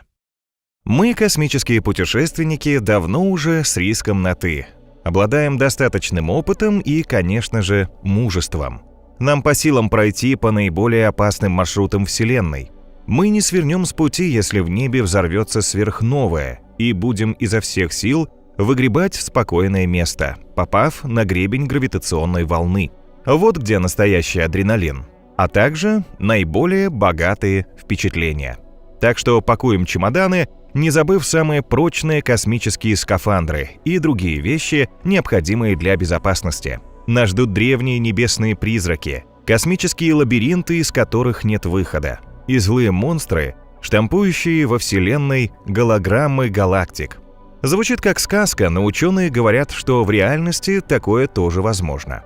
Отправляемся в путь, чтобы осмотреть самые опасные, страшные и загадочные достопримечательности космоса. Стартуем на Венеру. Она к нам ближе всех других планет. Ее считают двойником Земли, и действительно, между обоими мирами много общего. Представьте, что мы разрезали Венеру и Землю пополам от полюса к полюсу. Если затем соединить половинку одной с половинкой другой, они почти сошлись бы по размеру. Венера в поперечнике равна 12104 километрам, а Земля – 12756 километрам. В центре обеих планет расположено железное ядро, окруженное мантией из раскаленных пород и тонкой корой. Сквозь ее разрывы прорывается магма, происходит извержение вулканов. Наверное, из-за схожести с Землей этот мир всегда манил нас к себе. И в СССР в 1961 году запустили первый в мире зонд на Венеру. Советские ученые больше всего опасались, что аппарат после посадки утонет. Да, просто уйдет на дно какого-нибудь океана. Мы знаем Венеру, и сейчас это звучит как абсурд. Тогда эти страхи казались вполне понятными. Исследователи считали, что из-за схожести планет условия на Венере полностью повторяют земные. Ну разве что климат нашей соседки может быть немного теплее. Но атмосфера, гидросфера – все как у нас. Впрочем, в тот раз ничего уточнить не удалось. Связь с Венерой-1 прервалась, когда она еще не добралась до цели. Дальнейшие исследования перевернули все с ног на голову. Венера оказалась не двойником, а злым близнецом Земли. Сейчас планета по праву считается самой опасной в Солнечной системе. Дожди из серной кислоты, воздух, наполненный углекислым газом, адская жара. Атмосферное давление, которое в 90 раз превышает земное, мгновенно сотрет все живое в порошок. Вот что нас ожидает во время путешествия по этому невероятному маршруту. Зонд Паркер Solar Probe НАСА показал все это, сделав реальные снимки Венеры в видимом свете, а также в ближнем инфракрасном диапазоне. Люди увидели слабое свечение поверхности планеты, очертания ее континентальных регионов, равнин и плато, и даже невероятное сияние ореола кислорода в атмосфере. Также аппарат сумел рассмотреть поверхность планеты сквозь плотную пелену ее атмосферы.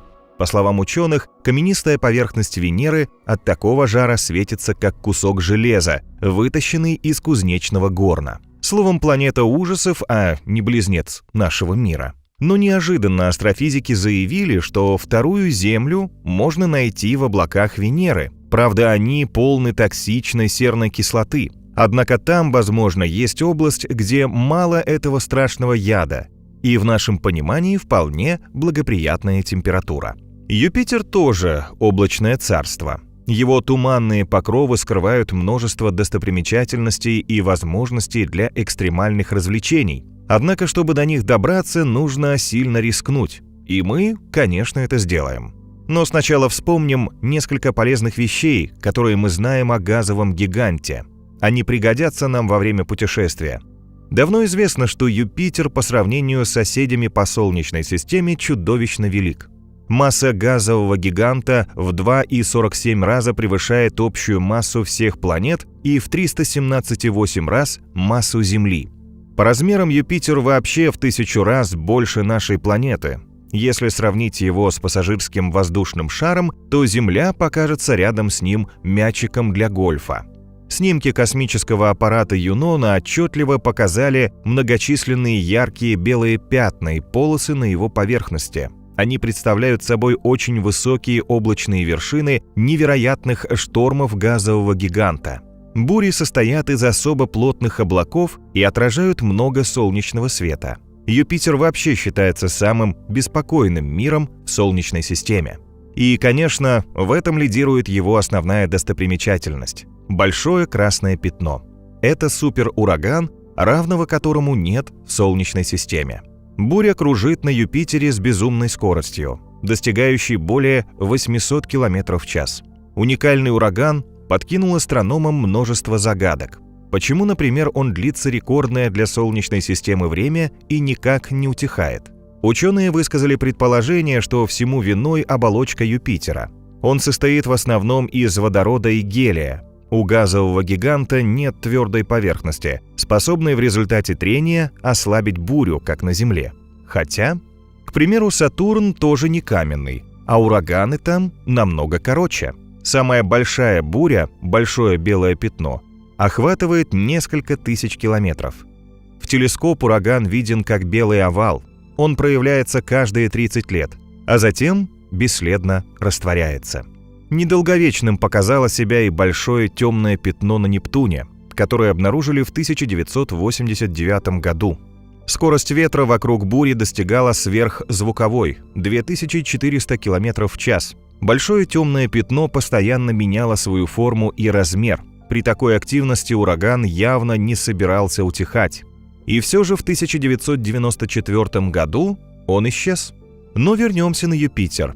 Чтобы выяснить суть большого красного пятна, космический аппарат Юнона ухитрился заглянуть за плотную завесу облаков газового гиганта. Космический корабль сделал снимки урагана и во многом помог определить его природу. Исследования показали, что большое красное пятно простирается намного глубже, чем считалось ранее. На Земле буря такого размера поднималась бы выше Международной космической станции. Исследователи говорят, что сверху ураган похож на огромный блин, от которого вихрь воронкой закручивается вниз аж на 500 километров. А подпитывается шторм атмосферными струями, расположенными на невероятной глубине в 3000 километров. Ученые пытаются разгадать механизм движения этих течений. Данные космических аппаратов пока дают только одну подсказку. Вверх и вниз струями перемещается атмосферный газообразный аммиак. Космический аппарат Юнона помог выяснить и многие другие особенности большого красного пятна. Вот как, согласно данным аппарата, нас встретит эта уникальная буря. Мы сразу столкнемся с ее ужасной гравитацией. Когда Юнона проходила над большим красным пятном, ее трясло, как при поездке на автомобиле по разбитой трассе. Гравитация этой области газового гиганта оказалась настолько сильной, будто на его дне пряталась целая планета. Но ничего подобного приборы там не обнаружили, только газовую поверхность. Хорошо, что же тогда находится внутри бури? Чтобы это узнать, нам придется прокатиться на немыслимых температурных горках. Сначала заледенеть при температуре 137 градусов Цельсия, а затем прожариться в раскаленной до 227 градусов печи. Эта печь, возможно, объясняет, почему на Юпитере теплее, чем показывают расчеты и модели. Температура его верхних слоев атмосферы близка к земной, а ведь газовый гигант в 5 раз дальше нас от Солнца. Высказана гипотеза, что планету прогревает некая раскаленная область внутри атмосферы. Возможно, она как раз и находится внутри пятна. Эту область могут разогревать акустические и гравитационные волны. Затем тепло передается из нижних слоев атмосферы в верхние. Сейчас ученые исследуют механизм таких перемещений и надеются вскоре докопаться до причины возникновения на планете такой ужасной бури. Хотя ураганы Юпитера — это еще не полный ад. Если кто-то захочет попасть прямо в преисподнюю, то ему подойдет спутник газового гиганта Ио. Эту Луну мы увидим издалека, поскольку она все время охвачена ужасным пламенем. И, кажется, давно должна сгореть, но как мифическая птица Феникс каждый раз выходит целой из огня, что постоянно поджигает Ио. В Солнечной системе нет ни одного небесного тела с таким огромным количеством вулканов, как эта маленькая Луна. На ее поверхности находятся сотни огнедышащих гор, которые регулярно выбрасывают потоки расплавленной серы. Кажется, нет ничего привлекательного в путешествии в этот мир вечных пожаров, наполненный ядовитыми газами. На самом деле, если отважиться на это, то впечатления будут просто фантастическими. В отличие от большинства других спутников, Ио покрыта множеством разноцветных веществ, в основном соединениями серы. Иней из диоксида серы окрашивает ее в белый или серый цвет. Некоторые регионы сера делает желтыми и желто-зелеными, а в средних и высоких широтах радиация придает некоторым молекулам серы красно-коричневые оттенки. В яркости и разнообразии Ио точно не откажешь, и в основном благодаря ее чудовищному вулканизму. Из-за этого ландшафты спутника постоянно меняются. Туда можно проложить постоянный маршрут, каждый месяц удивляя завсегдатаев новыми видами – горой, впадиной или лавовым потоком. Какие природные силы создали столь потрясающий мир? По мнению ученых, здесь приложил руку Юпитер со своими самыми крупными спутниками – Ганимедом и Европой. Вся компания своей гравитацией растягивает в разные стороны, мнет и месит Ио как тесто. Это разжижает недра спутника, провоцируя вулканическую активность. Извержения создали на Луне множество вулканических впадин или кальдер. Среди них есть настоящие гиганты. Одна из них – рекордсмен по размеру в Солнечной системе. Это Патера Локи, размером более 13 тысяч квадратных километров. Средний диаметр кальдеры вулкана составляет 250 километров. Внутри нее могло бы разместиться государство Лихтенштейн, и еще осталось бы много свободного места. На этот вулкан приходится до 10% от общего количества производимого на Луне тепла. А если каким-то чудом нам удастся опуститься внутрь огромной Патеры, то мы увидим невероятные вулканические озера с волнистой зыбкой поверхностью. Еще более фантастические виды открывает Патера Пеле. Из нее бьет гигантский фонтан расплавленной породы высотой 300 километров. Причем это происходит минимум с 1979 года, когда поток впервые увидел космический аппарат Voyager 1. Поднявшись в воздух, большая часть материала падает обратно на поверхность Ио. Он формирует сияющее красное кольцо вокруг вулкана диаметром 1200 километров. Яркое, хотя и очень опасное место. Однако во Вселенной есть области, которые наводят страх одним своим видом. Мысль об их посещении леденит кровь. Но мы наберемся отваги и посмотрим на этот хоррор. Если брать планеты Солнечной системы, то есть одно место, которое, наверное, можно назвать наиболее жутким. Оно расположено на Марсе. При подлете к планете мы заметим искаженное ужасом человеческое лицо, будто кто-то в агонии смотрит в космос с последней отчаянной надеждой на помощь. Таким показал один из пейзажей Красной планеты аппарат «Викинг-1» в 1976 году. В дальнейшем ученые нашли еще одну фотографию, на которой то же лицо видно уже с другого ракурса. Только в 2001 году космический аппарат Mars Global Surveyor сделал новый снимок с большим разрешением, и с этой мистической историей все стало ясно. На изображении зонда отчетливо видно, что гигантское лицо на самом деле является холмом с плоской вершиной. Схожесть с человеческим обликом на предыдущих фото ему добавила всего лишь игра света и тени. Но жутко оскаленный череп, согласитесь, это еще страшнее. И однажды в космосе мы можем на такой наткнуться. Наверняка захочется повернуть назад. Впрочем, любопытство заядлых путешественников, как всегда, возьмет вверх. Как череп оказался в космосе? Все очень просто. Это радиолокационное изображение астероида 215 TB-145, которое было получено с помощью обсерватории Аресибо в Пуэрто-Рико. Астрономы определили, что астероид, вероятно, отражает всего 5 или 6% солнечного света, который на него падает. А самое интересное, что наше первое впечатление об астероиде отчасти окажется верным. И дело даже не в том, что из-за выбоин от столкновения с другими небесными камнями он в самом деле похож на череп. Астрономы считают 215 TB-145 в каком-то смысле мертвецом, выродившейся кометой. Так называют космические скалы, потерявшие большую часть своих летучих веществ. Из-за этого при приближении к Солнцу они уже не образуют, как другие кометы, живописные хвосты. Если посмотреть дальше в космос, Там много еще более жутких чудовищ. Хотите пощекотать нервы, побывав в мире привидений? Тогда отправимся на расстояние 1200 световых лет к темной туманности SH-2-136, которую еще называют призраком. В результате сложных процессов звездообразования там появились космические пылевые облака, которые имеют разные размеры и формы. Люди считают, что они похожи на привидения, которые слабо подсвечиваются звездами.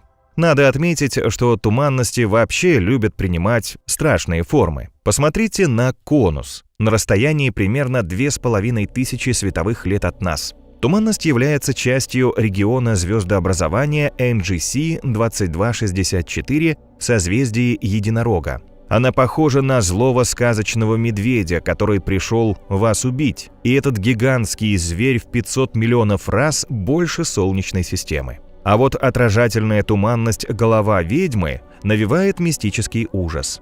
Посмотреть на нее мы можем в созвездии Эридана на расстоянии 800 световых лет от Земли. Мы увидим туманность издалека. Голова ведьмы светится, потому что излучение звезды Ригель, одной из самых ярких в нашем небе, отражается от мелкой пыли в туманности. Голубой цвет объясняется прежде всего тем, что Ригель излучает в основном в синей области спектра. Да и пылинки туманности рассеивают голубой свет эффективнее, чем красный. Устрашающий вид голове ведьмы придает влияние соседнего сверхпузыря Ориона, Эридана, а также звездный ветер. Эти небесные силы вырезали из пыли и газа туманности профиль злой сказочной старухи. Хотя образ обманчивый. Голова ведьмы ничего не разрушает, а наоборот неустанно рождает и растит новые звезды. Сейчас 15 или 17 протозвезд уже готовятся выйти из своих коконов, заняв свое место в компании других светил. И вообще эти страшные на вид объекты не будут для нас особо вредоносны. Как весь космос, они, конечно, способны убить радиацией, холодом, отсутствием воздуха. Но так в пространстве везде, а по-настоящему опасные маршруты пролегают в других местах. Чаще всего мы путешествуем к экзопланетам. Ученые открыли их уже более 5500, и это в основном далеко не гостеприимные для людей миры. Одни из них раскалены как печи, другие заморожены как криогенные камеры. Есть такие, что просто тонут в смертельном звездном излучении. Пример можно привести экзопланету с пугающим названием Полтергейст, которая вращается вокруг пульсара. Существуют небесные тела с дождями из расплавленного железа, подобные WASP-76b. И это еще не самые гиблые места. Корот-7b ученые называют двойным адом. Это суперземля, которая всего в 1,5 раз больше нашей планеты. Экзопланета наверняка потрясет нас видом на восход звезды Корот-7. Она в 60 раз ближе к светилу, чем Земля к Солнцу, и совершает оборот вокруг него всего за 20 дней, то есть звезда выглядит в 360 раз больше, чем Солнце в нашем небе. Но как раз это и делает тот далекий мир чем-то сродни адскому Твиксу. Экзопланета всегда повернута одной стороной к своей близкой звезде. На ее полушарии, обращенном в космос, царит ужасный холод при температуре минус 235 градусов Цельсия. Дневная сторона экзопланеты, наоборот, разогрета до 2500 градусов Цельсия. Это настолько горячо, что расплавляет все камни. Во время холодных фронтов камни вновь конденсируются, образуя гальку и целые каменные глыбы. Периодически они устраивают смертельный камнепад, бомбардируя поверхность планеты с силой тысячи комет и астероидов. Вот почему за Корот-7b нам придется наблюдать издалека. Если какой-то камень свалится на голову, не спасет самый мощный защитный шлем.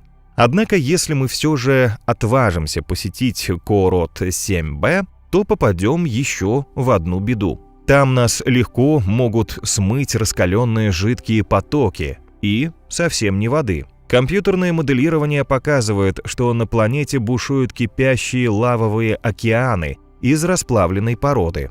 Как планета смогла выжить вблизи от звезды? Считается, что она родилась газовым гигантом по размерам в 100 раз больше Земли, на окраине своей звездной системы. Затем Корот-7b мигрировала ближе к светилу, постепенно сбрасывая материю и газ. Со временем жар ее Солнца выпарил суперземлю до скалистого ядра. Тем временем на расстоянии более 130 световых лет от Земли 4 юных планеты только начали свой небесный путь и уже способны внушить ужас самым закаленным путешественникам.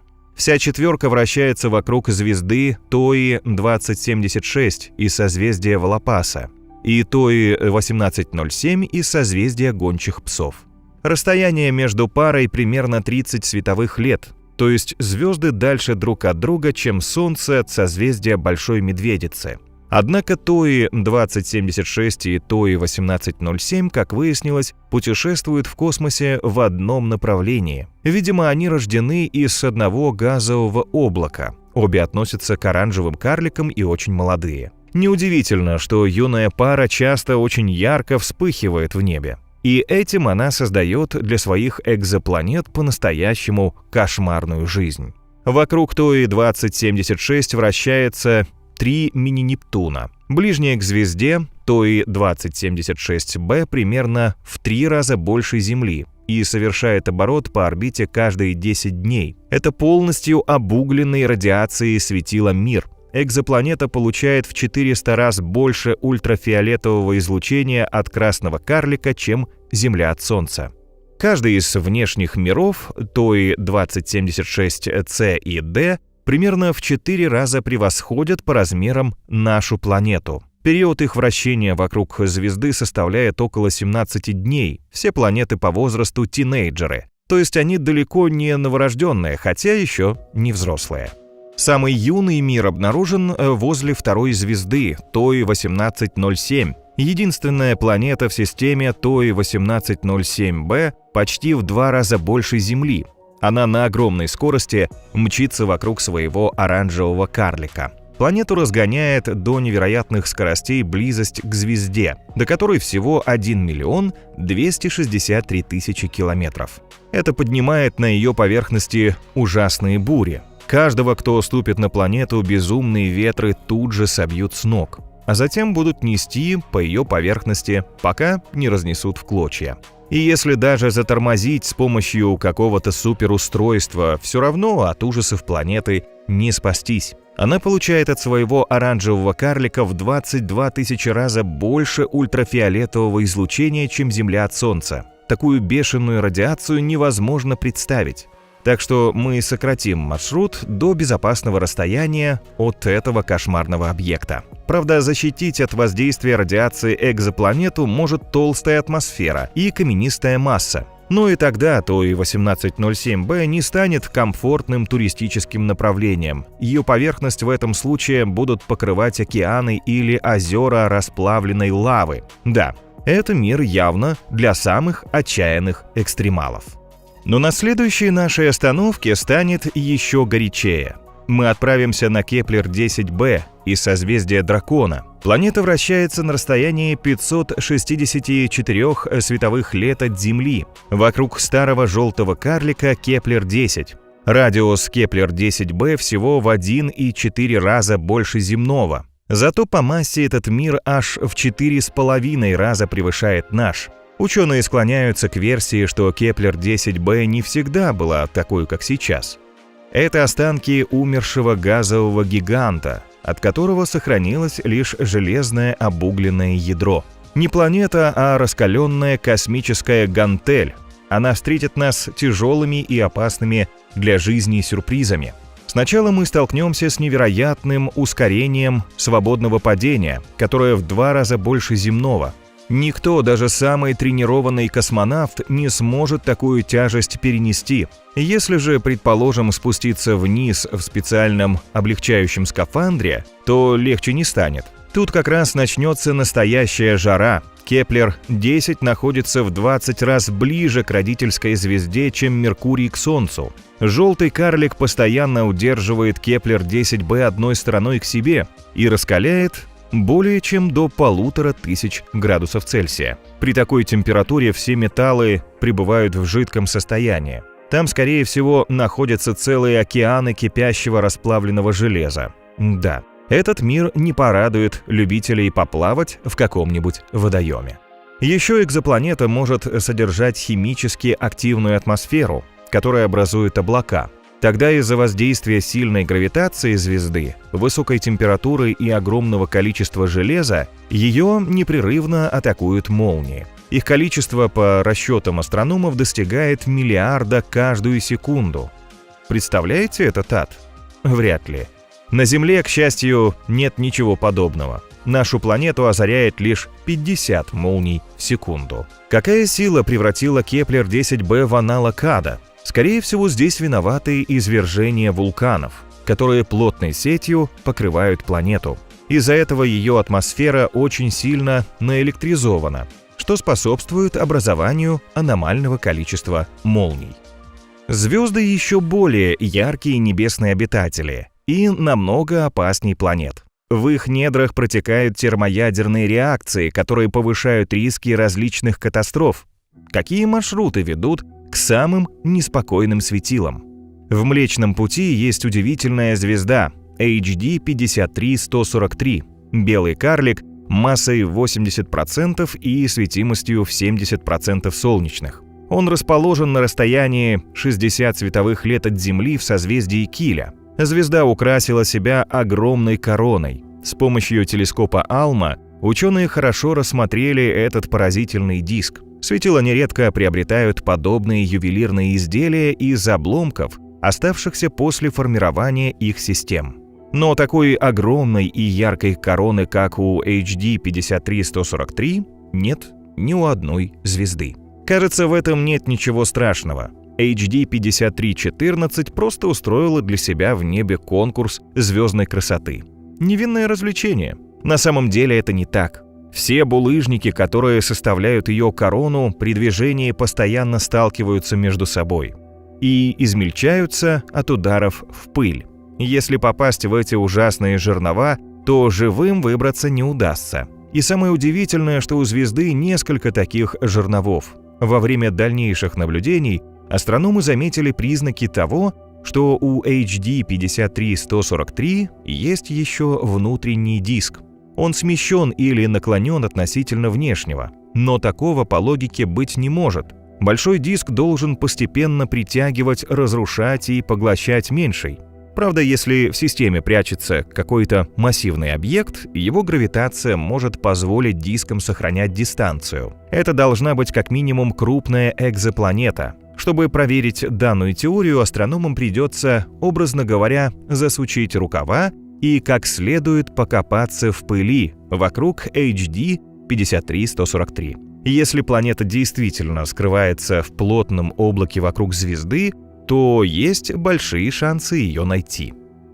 В отличие от молодой HD 53143, звезда 5 Нуа из созвездия Гидра заканчивает свой жизненный путь. Но, видимо, не в ее характере тихо и незаметно угасать. Она решила по-звездному блеснуть своей кончиной. Умирающее Солнце устроило в небе удивительное шоу с вращением дымовых колец и фейерверками из потоков плазмы. Это невероятно опасное зрелище, но подарит незабываемые эмоции. Рискнем посмотреть? Тогда отправимся на расстояние 1300 световых лет от Земли. Мы увидим красного гиганта, который когда-то был звездой типа Солнца. Более 90% звезд солнечной массы в процессе эволюции идут по такому пути. Но в предсмертной агонии выбрасывает газовые кольца, подобные кругам из дыма. Причем каждые несколько сотен лет вокруг этой богатой углеродом звезды появляется новое кольцо. Затем со временем оно продолжает медленно расширяться. Эти структуры, которым примерно 2100 лет, долго скрывались от ученых за толстой завесой пыли вокруг звезды. И только в начале 2022 года с помощью телескопа Алма ученые рассмотрели 6 газовых колец. И заодно разыскали кое-что покруче. Это потрясающие газовые пузыри в виде песочных часов, потоки плазмы подхватывает космический ветер, который дует в двух противоположных направлениях. Буря достигает безумной скорости до 800 тысяч км в час и придает струям газа такую необычную форму. Крупные выбросы происходят примерно каждые 8 лет. Лучше не попадаться на их пути. Раскаленная плазма способна уничтожить все вокруг. Но мы постараемся проскользнуть между ее струями и досмотреть шоу звезды до конца. А ученые пока выясняют, откуда черпает столько сил и светила в конце своего жизненного пути. Возможно, здесь замешан ужасный космический вампир, рядом может вращаться невидимая звезда-компаньон. Это недобрая соседка. Она высасывает оболочку, пользуясь ее агонией. Часть газа попадает в космос и образует удивительную структуру в форме песочных часов. И все же потоки плазмы далеко не самые мощные события, на которые способны звезды. Они порой взрываются в небе, и вскоре мы сможем на такую катастрофу посмотреть, где пройдет наш маршрут. Есть тип звезд, которые взрываются новыми, и одной из них вот-вот станет светило из созвездия Северной Короны, находящееся в 915 световых годах от Земли. Это Т Северной Короны, которая вскоре будет в нашем небе такой же яркой, как полярная звезда. Новыми называют светила, вспыхивающие с определенной регулярностью, а не только один раз в конце своей жизни. События происходят в двойных звездных системах. Одна из них – углеродно-кислородный белый карлик, который крадет материю у своего компаньона – красного гиганта. В конце концов, белый карлик накапливает слишком много водорода. Давление и температуры на нем поднимаются.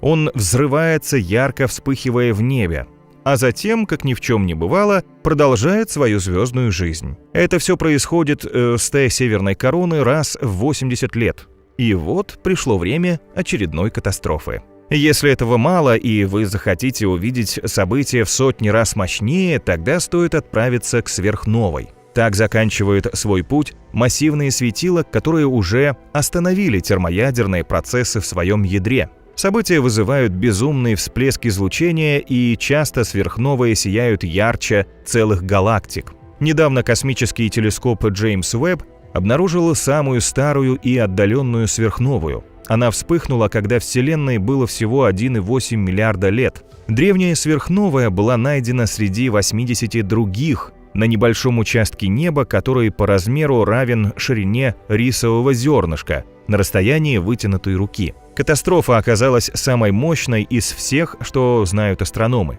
На своем пике взрыв был в 200 раз сильнее обычного. Своим сиянием сверхновая в 570 миллиардов раз превзошла Солнце.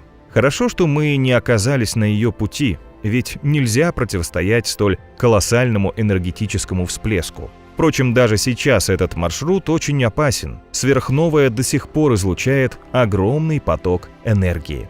Гамма-всплески еще более страшная тема, ведь они представляют собой самый мощный вид электромагнитного излучения. Продолжительность таких событий может составлять от 10 миллисекунд до нескольких часов.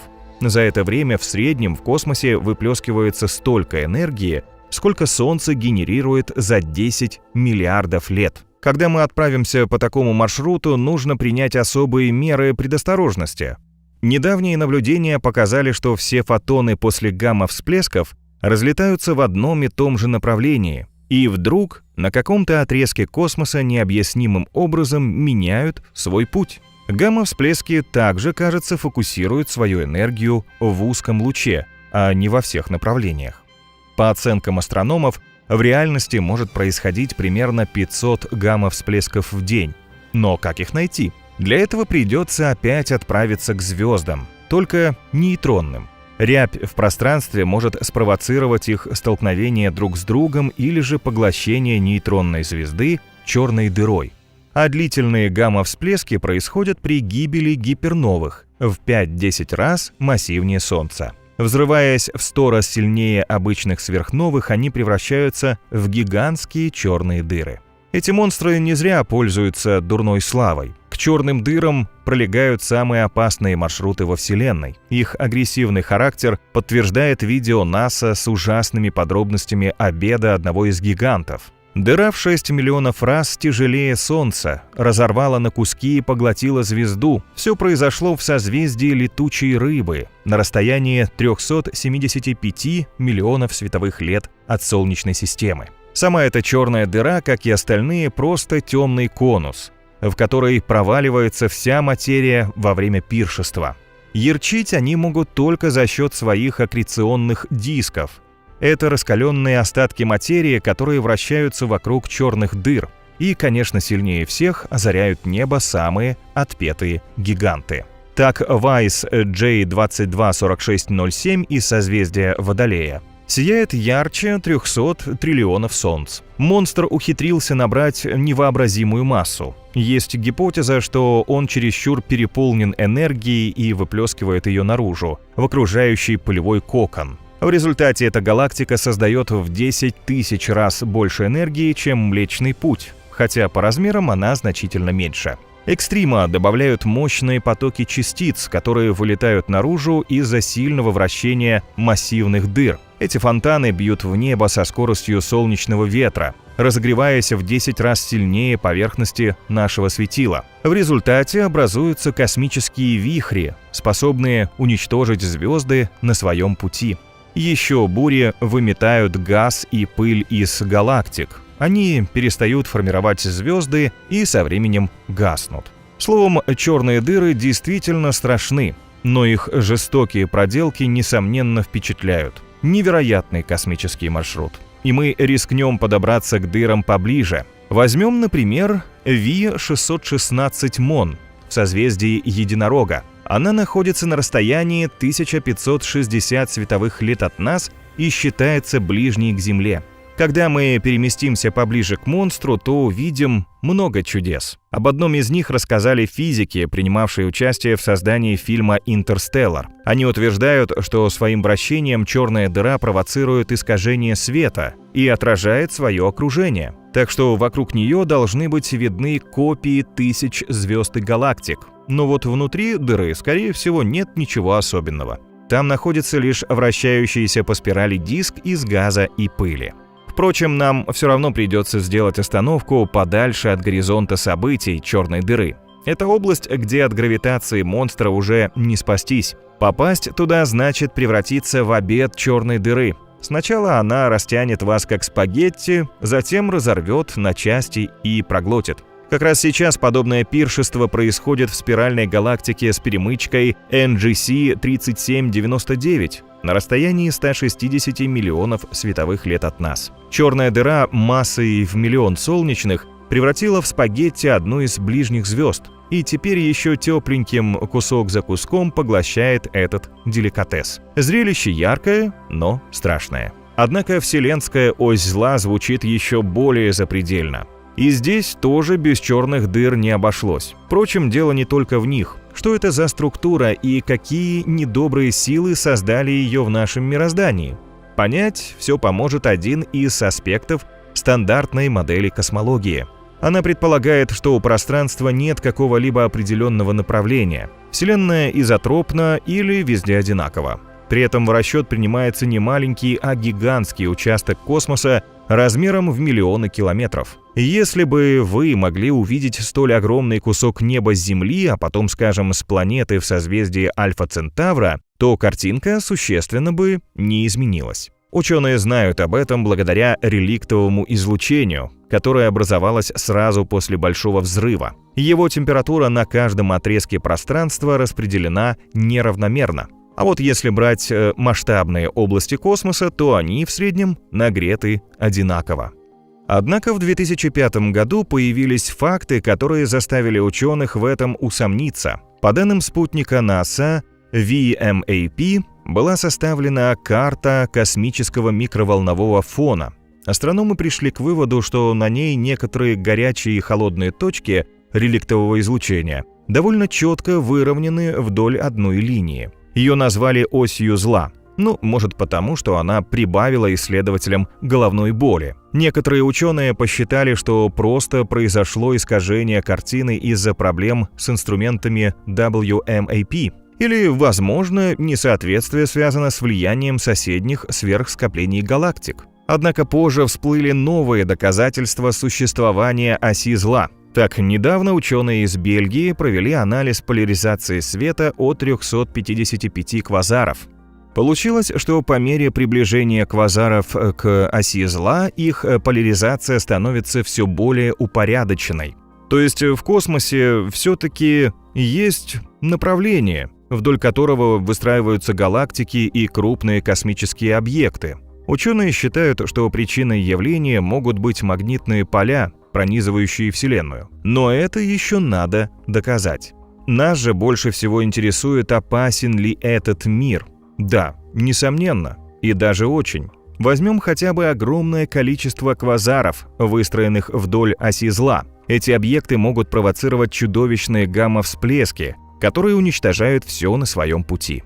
Суть в том, что фонтаны энергии регулярно вылетают из центров некоторых галактик. Ученые называют такие области активными галактическими ядрами, которые излучают во всем электромагнитном спектре, от радиоволн до гамма-лучей. А в видимом свете они зачастую горят намного ярче, чем все их собственные звезды. Излучение внутри активного галактического ядра испускают квазары, самые яркие и энергетически мощные объекты во Вселенной. Эти котлы, переполненные бурлящими материей и газами, выплескивают часть своего содержимого в космос. Каждый из них подогревает сверхмассивная черная дыра или даже несколько дыр в центре галактики. Монстры своей бешеной гравитацией сжимают материал диска до тех пор, пока его температура не достигнет миллионов градусов Цельсия. Во время этого процесса возникает своеобразная сияющая корона из раскаленного вещества. Ее свет виден за миллиарды километров. А при взаимодействии между вращающимися магнитным полем сверхмассивной черной дыры с аккреционным диском вверх ловят мощные магнитные струи. Они выбрасывают материал на скоростях, близких к световым. Эти джеты выделяют колоссальное количество энергии и могут простираться на сотни тысяч световых лет. Словом, лучше держаться подальше от ужасной оси зла.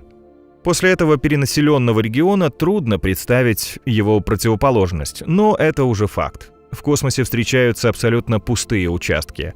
Они представляют собой пространство между галактическими нитями, в котором сами галактики отсутствуют. Их называют пустотами или войдами.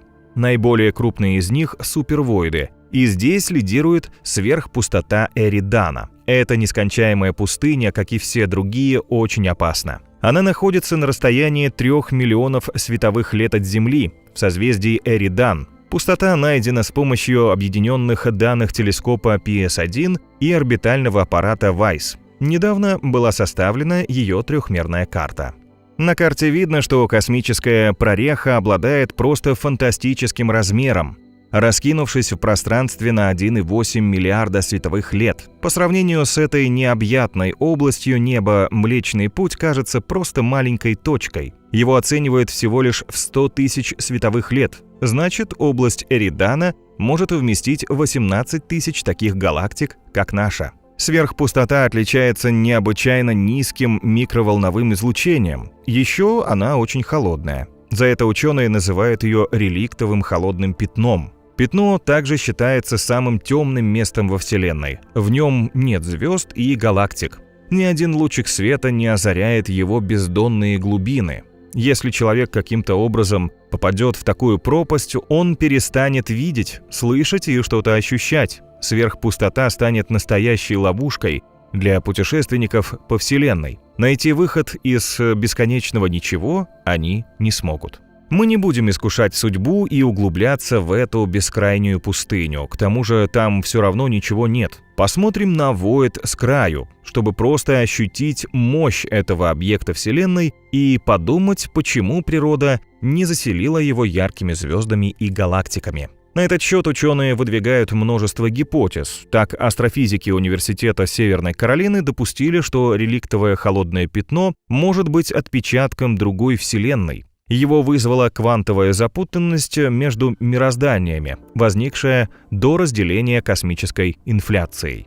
Недавно команда астрономов с помощью суперсовременного англо-австралийского телескопа исследовала красные смещения 7000 галактик. По завершению работы ученые выдвинули свою совершенно неожиданную версию. В созвездии Эридан нет никакой сверхпустоты. Вернее, это не единая пустыня, а скопление небольших пустот, и каждая из них окружена своими невидимыми для нас галактиками. Структура реликтового холодного пятна похожа на мыльную пену, образованную из множества пузырьков.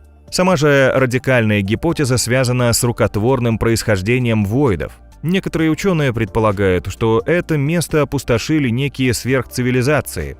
Они появились в самом начале образования Вселенной, а со временем поднялись до уровня развития, который позволил им выкачивать энергию из объектов в космическом пространстве. Так возникла сверхпустота Эридана, область практически полного вакуума. Но идеальный вакуум – это нечто вообще за гранью обычной опасности. Там не может существовать материя. И есть риск, что мы попадем в подобную ловушку на самом краю Вселенной. По крайней мере, если правы астрофизики отделения Международного центра радиоастрономических исследований. Они говорят, что вакуумный апокалипсис движется по нашему мирозданию. Началось все с того, что ученые заметили, как нечто непонятное уничтожает галактики на окраине Вселенной. Исследователи решили выяснить причины галактического мора. Они наблюдали скопления, самые массивные объекты во Вселенной, содержащие сотни и даже тысячи галактик. Огромные гравитационные силы в таких кластерах разгоняют галактики до немыслимых скоростей, достигающих нескольких тысяч километров в секунду. От этого плазма в межгалактическом пространстве настолько нагревается, что начинает светиться рентгеновским излучением. По словам астрономов, за счет подобного свечения межгалактическое пространство похоже на хорошо освещенные дороги в большом городе. Авторы исследований изучили более 11 тысяч галактик в ярких космических мегаполисах и выяснили страшное. На окраине Вселенной они тухнут. И есть одна интересная теория, которая объясняет исчезновение галактик вакуумным распадом. Сейчас мы существуем в мире, где энергетический уровень стабильный. Ученые называют это состояние ложным вакуумом и сравнивают его с равниной. Но, возможно, когда-то из-за некой встряски пространства или другого события на этой равнине возникнет как бы энергетическая впадина. В результате уровень энергии во Вселенной снизится до минимума. Тогда ложный вакуум начнет распадаться, уступая место истинному вакууму. И есть вероятность, что этот процесс уже начался и пожирает галактики на окраинах Вселенной. Правда, по наблюдениям астрономов, галактики тухнут медленно, а вакуумный распад по физическим законам должен происходить со скоростью света. К примеру, он уничтожил бы Землю всего за несколько секунд, но даже если в конце Вселенной и началась катастрофа, она доберется до Земли лишь через миллиарды лет. Хотя нам лучше не проверять эту версию во время космического путешествия. Мгновенно превратиться в ничто без всякой возможности на спасение – это неоправданный риск, так что нам пора возвращаться на Землю. Мы побывали в самых опасных местах Вселенной и набрались там удивительных впечатлений. Впрочем, наша голубая маленькая планета никогда не померкнет на их фоне. Помните знаменитый снимок зонда Voyager 1 «Земля» – бледно-голубая точка? На этом изображении наша планета видна с рекордного расстояния почти в 6 миллиардов километров. Невероятно прекрасный, но такой крошечный и уязвимый шарик. После всех приключений и смертельных рисков, вернувшись на нее, мы еще больше будем ценить комфорт и неповторимую красоту родной планеты. Но мы бы не были заядлыми космическими путешественниками, если бы через какое-то время нас опять не потянуло бы куда-то в глубины пространства, чтобы через время вновь, до боли соскучившись по своему миру, вернуться назад.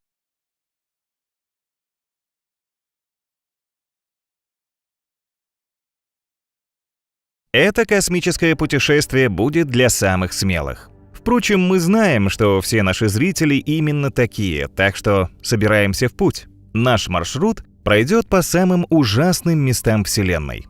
Вот белый карлик WD-08-16-310, всего в 63 световых годах от Солнца.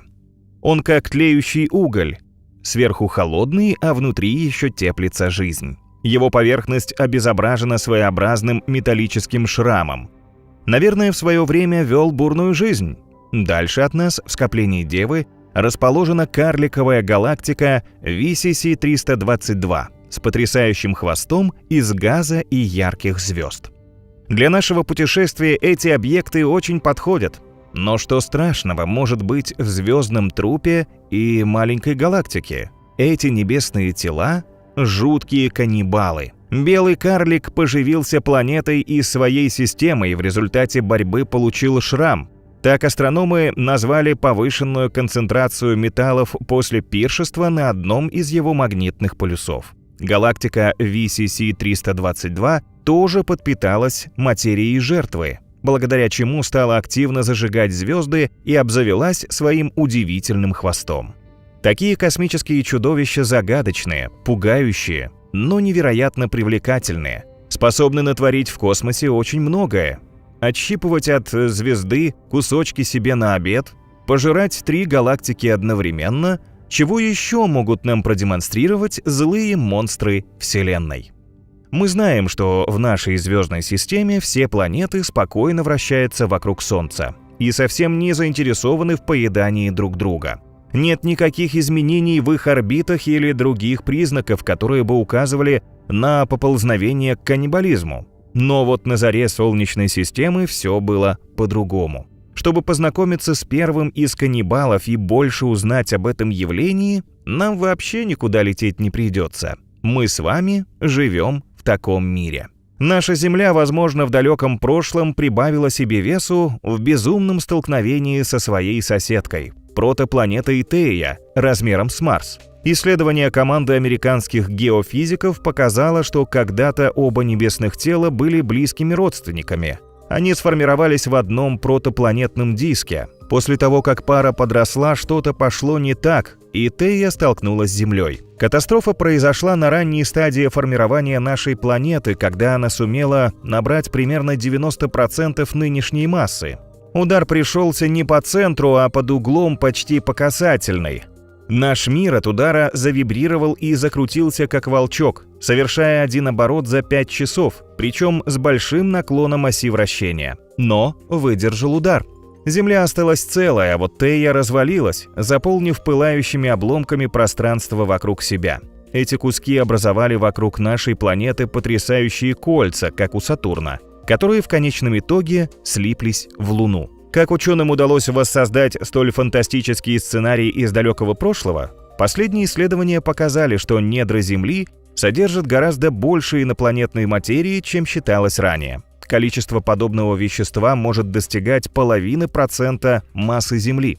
Однако внеземные породы в основном скрыты под более поздними пластами, обычными вулканическими и осадочными горными породами. Инопланетную материю среди них можно отличить по свойствам и составу. Например, в ней встречается повышенное содержание таких редких металлов, как вольфрам и гафний. Это подтверждает непомерный аппетит нашего мира в прошлом. Но только ли он способен на такие жестокие поступки в Солнечной системе? Нет, Земля здесь не одинока. Каннибализм, как утверждают ученые, вполне распространенное явление среди планет. Наш Юпитер достиг гигантского размера тоже благодаря своей диете. Какой она была на протяжении миллиардов лет? Тайну приоткрыл зонд Юнона, созданный специально для изучения Юпитера. Узнать что-то о внутренних слоях планеты было очень сложно. Их надежно прикрывают от чужих глаз богатые кристаллами аммиака облака водорода и гелия толщиной в 50 километров. Однако космическому аппарату удалось мельком взглянуть на ядро Юпитера, когда в пелене облаков на мгновение образовалась прореха из-за быстрого вращения газового гиганта. Содержимое его нутра ужаснуло астрономов. Оно было набито остатками непереваренных планет, комет и астероидов. По словам астрономов, Юпитер должно быть сформирован из строительных блоков планет ранней Солнечной системы. Это планете Земали длиной в несколько километров. Такой вывод исследователи сделали на основании состава внутренней атмосферы газового гиганта. Измерения гравитационных приборов Юноны показали, что внутренняя атмосфера планеты состоит не только из водорода и гелия. но также из тяжелых металлов. Она в 11-30 раз превышает общую массу Земли. Однако гигант не ограничивает свои обеды только планете-землями. Одним из лучших лакомств для него служат собственные спутники. 4 огромные луны, вращающиеся в наши дни вокруг Юпитера, единственные выжившие из 5 предыдущих поколений. Все остальные спутники, а их могло быть около 20, были съедены Юпитером еще на первой фазе его развития. К такому выводу пришли астрофизики из Колорадо после исследования массы диска из осколков, вращающегося вокруг Юпитера. Оказалось, что куски аналогичного состава образуют 10-15% массы газового гиганта. Однако, как показывают исследования, это слишком много. Лишь 2% объема Юпитера могли составить обломки лун. Астрофизики нашли объяснение данному обстоятельству. Дополнительная масса говорит о том, что ранее из этого диска уже были созданы спутники, которых, однако, нет в наши дни. Газовый гигант съел все свои ранние луны. По мнению авторов теории, в дальнейшем из остатков материала спутники образовались снова. Процесс взаимодействия Юпитера, спутников и колец из обломков очень медленно идет и сейчас. Нечто подобное, вероятно, происходит и возле Сатурна, окруженного лунами последнего поколения. Идея авторов может оказать влияние на всю концепцию формирования Солнечной системы. Для появления планеты с твердой поверхностью требуется как минимум 10 миллионов лет. Процесс происходит по-разному и зависит прежде всего от состава небесных тел. В момент, когда твердая планета, например, Земля, завершает формирование, оставшиеся осколки дисков уже разлетаются по космосу. А вот газовые планеты образуются в разы быстрее, поэтому у них есть время для взаимодействия с соседними протопланетными дисками. Словом, население Солнечной системы когда-то в юности не гнушалось поживиться себе подобными. Но, может, наши планеты особо кровожадны? Давайте полетим дальше и посмотрим. Глубокий космос, конечно, исследовать намного труднее, чем окрестности Земли. Однако астрономы уже обнаружили в других звездных системах планеты, которые не гнушаются каннибализма. К ним относится и газовый гигант ВАСП-76b в созвездии Рыбы на расстоянии 391 светового года от Земли. Это удивительный, хотя и жестокий мир. Мы сделаем остановку, чтобы познакомиться с ним поближе. Мы увидим экзопланету массой немного меньше, чем Юпитер. Ее звезда желто-белый карлик, который массивнее и горячее Солнца, превратила планету в настоящий ад. Расчеты показали, что на ее поверхности от жары испаряются и превращаются в газы любые металлы. И все же нас кое-что наверняка порадует. На ВАСП-76b. Из-за близости к звезде полный оборот по орбите у планеты длится всего 1,8 земных дня. Так что праздновать Новый год на ней можно буквально через сутки. Только вместо холодных снежинок, как на Земле, вам на голову будут падать капли расплавленного масла. Смертельные осадки возникают опять же из-за слишком тесной дружбы газового гиганта со звездой. Карлик сильно притягивает планету своей гравитацией. В результате одна ее сторона всегда обращена к звезде, а вторая находится в тени. Температура на дневной стороне экзопланеты поднимается выше 2400 градусов, а на ночной – до 1300. С помощью компьютерного моделирования ученые выяснили, что атмосфера ВАСП-76b состоит из плотного слоя облаков, но совсем не таких, как на Земле. Вместо водяного пара облака на экзопланете сотканы из оксида алюминия, железа и магния. Позже астрономы нашли в них еще и ионизированный кальций. Наличие большого количества этого вещества может свидетельствовать о сильных ветрах в атмосфере. Во время ураганов эти пары переносятся на ночную сторону планеты. Там происходит их конденсация и образуются облака из капель железа. В дальнейшем они выпадают на ВАСП-76b в виде железных дождей, то есть со времени обнаружения экзопланеты в 2016 году. Ученым удалось узнать о ней много интересного. Но о каннибализме ее никто до последнего времени не подозревал. Недавно международная группа астрономов во главе со Стефаном Пелетье из Университета Монреаля еще раз исследовала этот раскаленный мир. В результате удалось идентифицировать в его атмосфере 11 отдельных элементов, и некоторые из них указывают на склонность небесного тела к поглощению других планет. На то, что в прошлом ВАСП-76b безжалостно расправилась с одной из них, в частности, указывает никель, магний и хром. Эти элементы чаще встречаются в химическом составе скалистых миров. ВАСП-76b, скорее всего, когда-то сожрал соседку примерно с таким же соотношением химических элементов, как у Меркурия.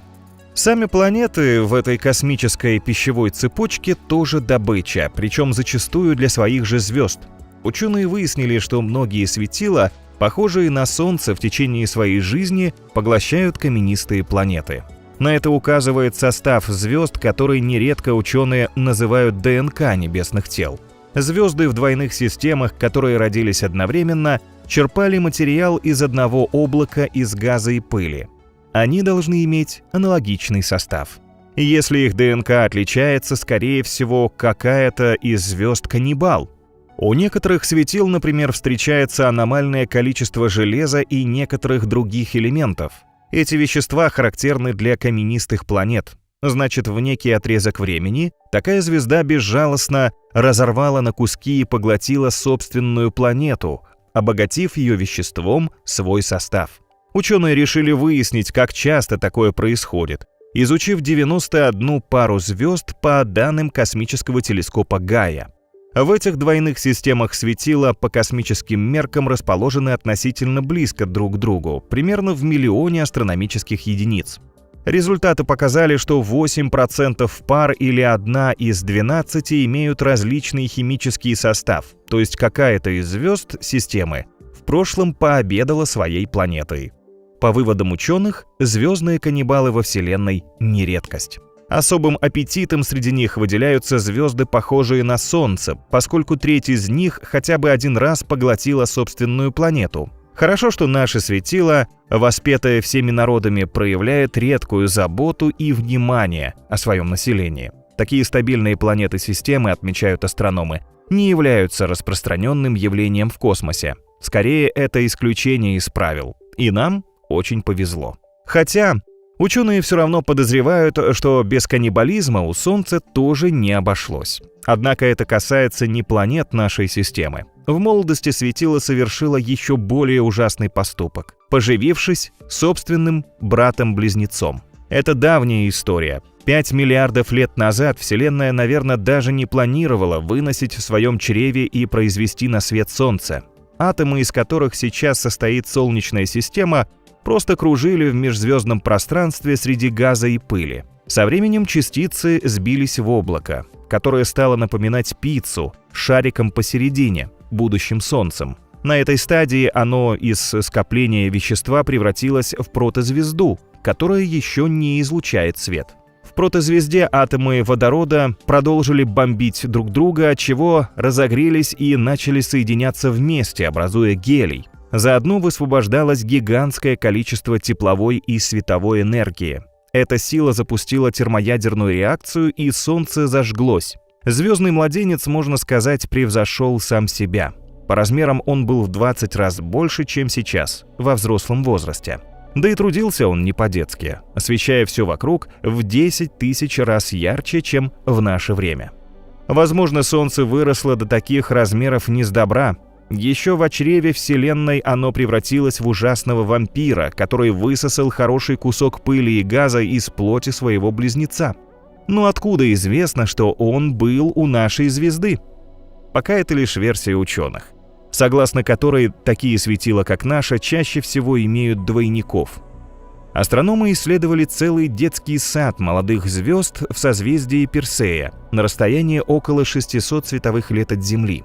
Результаты показали, что все подобные Солнцу звезды, вероятно, рождены из облака в форме яйца, в котором находились со своим спутником. Скорее всего, так произошло и с Солнцем. Когда оно взорвалось, то поглотило часть материи более слабого близнеца, а остаток, вероятно, отбросило далеко за пределы нашей системы. Это помогло звезде благополучно вырасти и теперь трудиться по полной, каждую секунду превращая 4 миллиона тонн водорода в гелий. Оно сияет в небе как 4 триллиона лампочек одновременно. И, похоже, о людоедстве больше не помышляет. Зато другие звезды умудряются заглатывать своих компаньонов не только на стадии формирования, но и во взрослом возрасте. При поиске таких каннибалов астрономы часто обращают внимание на скорость светил. Недавно исследователи провели моделирование развития систем, в которых одна звезда большая, массой от 15 до 17 солнечных, а другая меньшая, в 1-4 солнечных массы. Результаты показали, что во многих случаях у светил в таких системах скорость вращения невероятно высока, и в этом предположительно виновато их темное прошлое. Одна из самых знаменитых в компании звездных спринтеров – Бетельгейзе из созвездия Ориона в 700 световых годах от нас.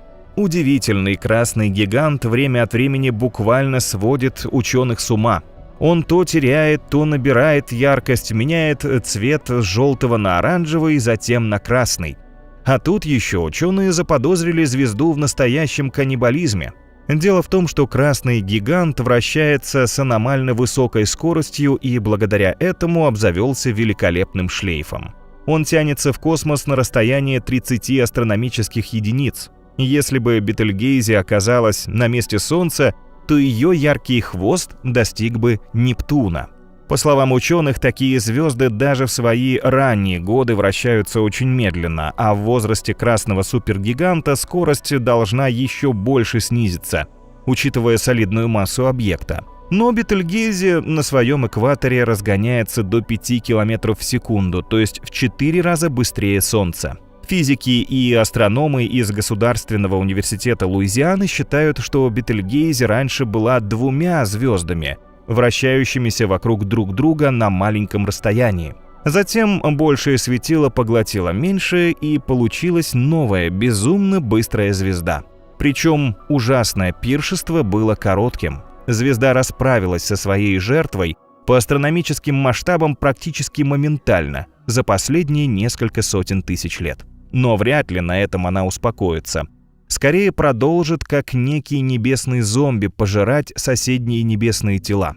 По словам ученых, нейтронные звезды и другие трупы светил не хотят вести себя тихо, как на кладбище. Исследователи считают этих зомби самыми кровожадными в отношении своих планет. Особенно это касается белых карликов, ядер умерших звезд, которые светятся благодаря остаточному тепловому излучению. Используя данные телескопа Хаббл и других обсерваторий, американские астрономы сумели обнаружить необычного белого карлика G238-44. Особенность этого зомби заключается в том, что он активно поглощает каменные и металлические астероиды. Белый карлик также не брезгует каменистыми ледышками, которые отлавливают с помощью гравитации на довольно большом расстоянии от себя. В прошлом G238-44 был звездой, подобной Солнцу. После того, как светило исчерпало запасы водородного горючего, оно начало расширяться и превратилось в красного гиганта.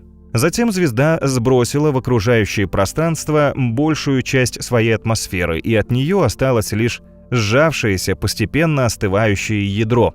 Такие процессы дестабилизируют системы белых карликов. В смертельной агонии звезда разрушила все вокруг себя. Теперь она, подобно вампиру, выкачивает и пожирает любой материал, до которой может дотянуться своей гравитацией. Ученые уже наблюдали, как несколько белых карликов обедают обломками планет и астероидом. Однако именно G238-44 продемонстрировал, насколько велики возможности таких звезд в поглощении вещества.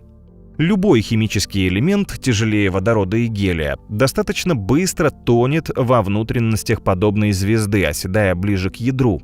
Если в спектре есть какие-либо отличные от водорода и гелия элементы, значит зомби недавно перекусил чем-то вроде астероида или даже планеты. G238-44 в этом превзошел все ожидания астрономов. После анализа звезда оказалась наполненным разнообразными элементами – азотом, кислородом, магнием, кремнием и железом. Причем последнего вещества в ее составе выявлено аномально много, отчего астрономы называют это небесное тело «железным карликом». Он наверняка удачно охотился на богатые металлом астероиды или обломки планет, а на десерт предпочитал нечто вроде коктейлей из камней и льда. Неожиданно высокое содержание азота в составе карлика указывает на то, что он прямо сейчас поглощает ледяной объект. Примерно такие ледышки из смеси замороженного метана, аммиака и воды населяют пояс Койпера. По словам ученых, находка говорит о том, что гравитационное влияние белых карликов простирается намного дальше, чем считалось ранее. Они способны поглощать тела, находящиеся на весьма удаленных орбитах.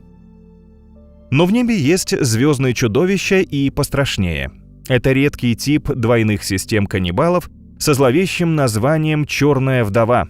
В настоящее время в Млечном Пути существует лишь около 20 подобных систем. Обычно они представляют собой пульсар, который пожирает материю своей звезды-компаньона. Рискнем подобраться поближе к такому монстру, чтобы узнать о его страшных тайнах. Уверена, никто из вас не захочет повернуть назад.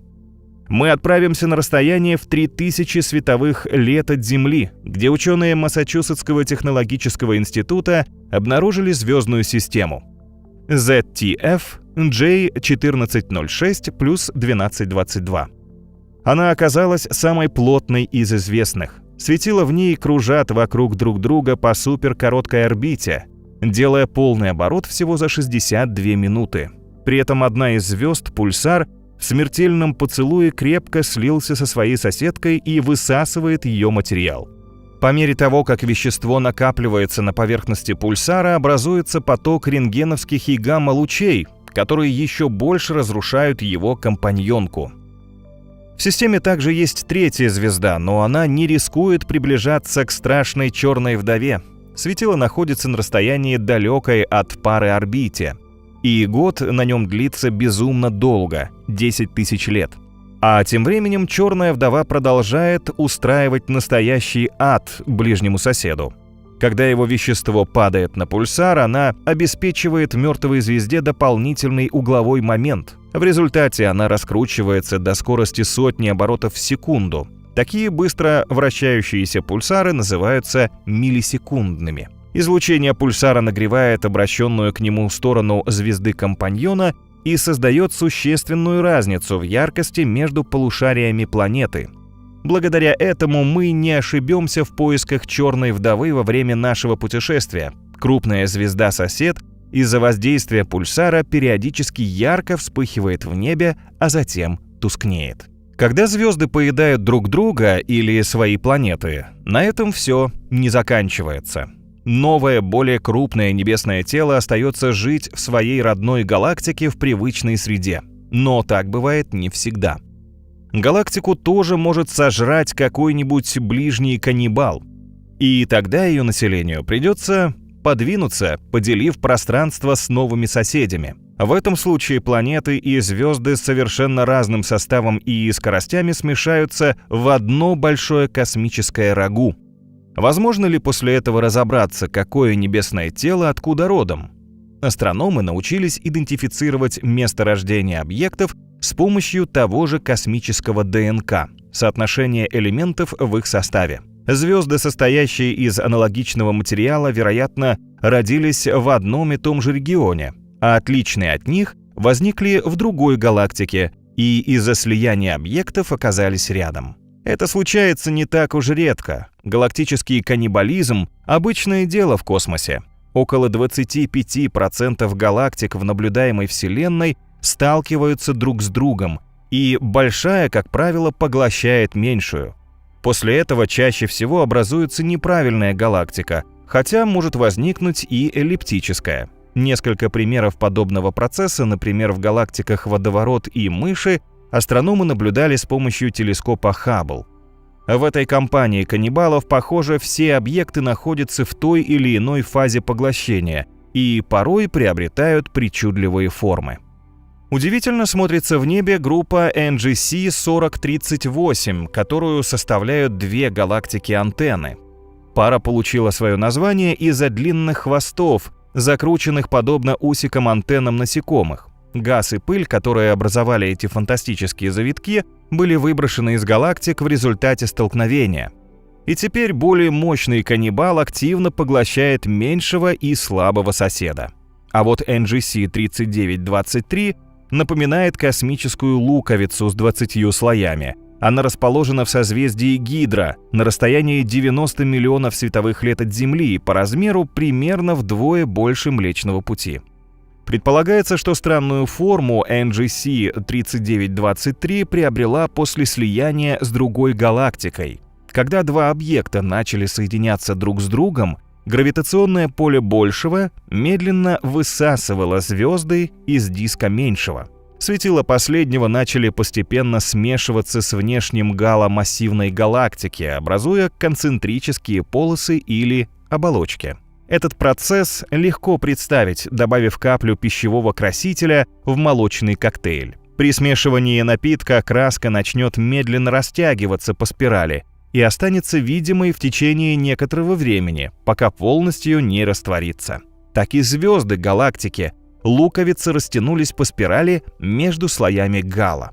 У W2246-0526 несколько другой источник энергии. Это настоящий галактический динозавр, и для знакомства с ним нам придется отправиться на край Вселенной. Его свету потребовалось 12,4 миллиарда лет, чтобы добраться до Земли. Интересно, что своей рекордной яркостью галактика обязана далеко не своим звездам. Центр объекта окутывают облака горячего газа и пыли, активно излучающие в инфракрасном диапазоне. Астрономы называют их горячими пылевыми галактиками. Внутри W2246-0526 и впрямь очень много пыли. Чтобы определить источник ее поступления, ученые провели исследования с помощью радиотелескопов ALMA и VLA космического телескопа Хаббл. Результат шокировал астрономов. Небесный сторожил оказался непревзойденным вампиром. У галактики оказались три небольшие соседки, соединенные с W2246-0526 своеобразными мостами из пыли и газа. По ним вампир постепенно выкачивает материю своих компаньонов.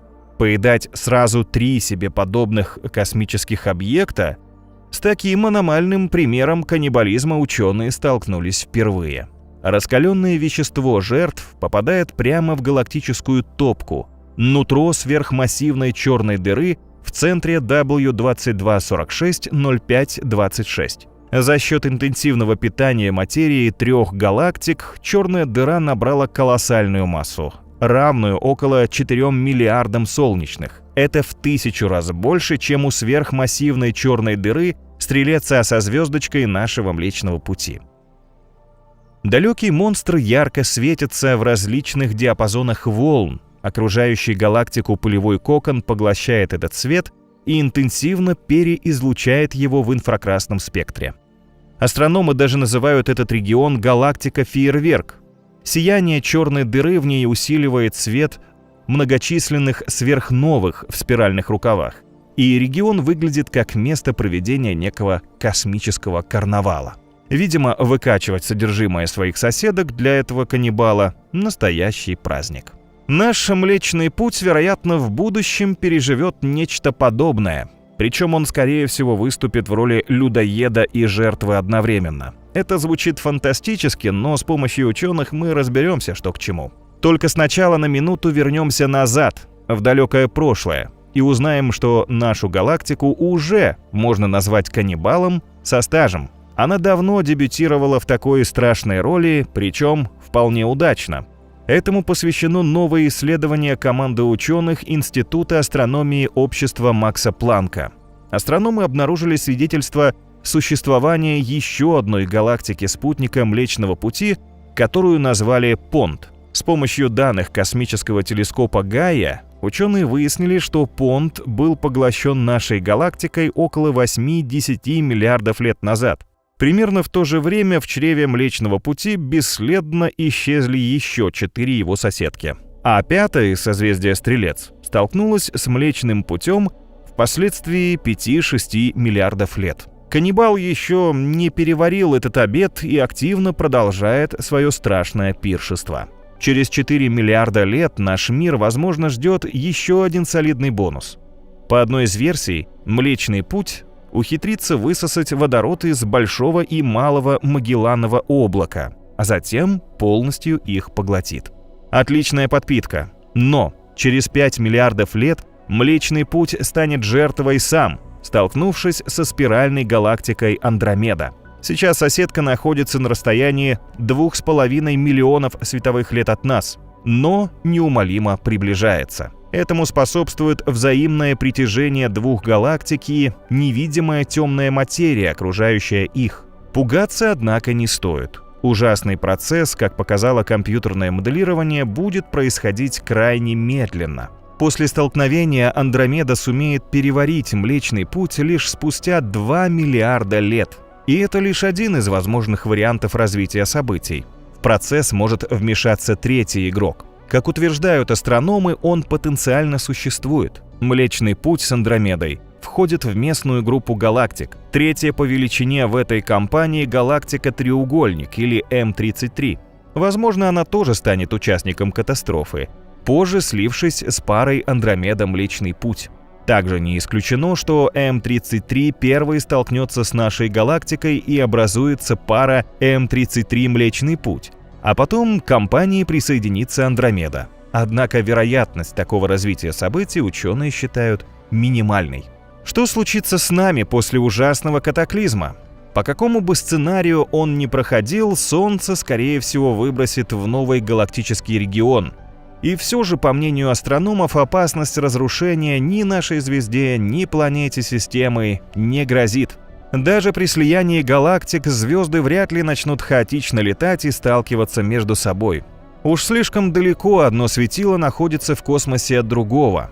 Чтобы лучше это представить, мы можем уменьшить масштаб. Если бы наше Солнце было шариком для пинг-понга, ближайшей звездой оказалась бы горошина, находящаяся на расстоянии более 1000 километров. Словом, в галактиках места хватает, чтобы избежать звездных ДТП, но плохие вещи все равно могут случиться. Вполне вероятно, что слияние галактик провоцирует активность сверхмассивной черной дыры Стрелеца со звездочкой. Монстр начнет излучать невероятное количество энергии в гамма- и рентгеновском лучах. Вот это может оказаться вредным для планет Млечного Пути.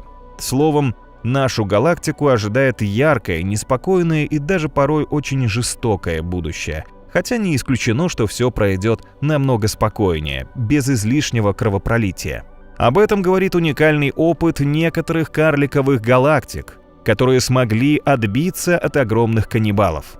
При столкновении эти крошки, подобно пулям, прострелили гигантов насквозь и, как ни в чем не бывало, отправились дальше по своим галактическим делам. Такие объекты отличаются невероятной плотностью, и астрономы назвали их сверхкомпактными карликами. Пример этому астрономы нашли вблизи скопления Девы. Там вращается огромная компания из 1000 самых разнообразных галактик. Недавно исследователи заметили, что у 106 из них внешние слои были разорваны более крупными соседками. Со временем каннибалы полностью высосут звезды и газ из внешних слоев искалеченных галактик. После этого крошечные жертвы станут сверхкомпактными карликами. Тогда все пойдет не по плану каннибалов. Маленькие галактики перестанут бояться больших агрессивных соседок. В случае нападения эти плотные объекты насквозь пробьют противников, избежав поглощения.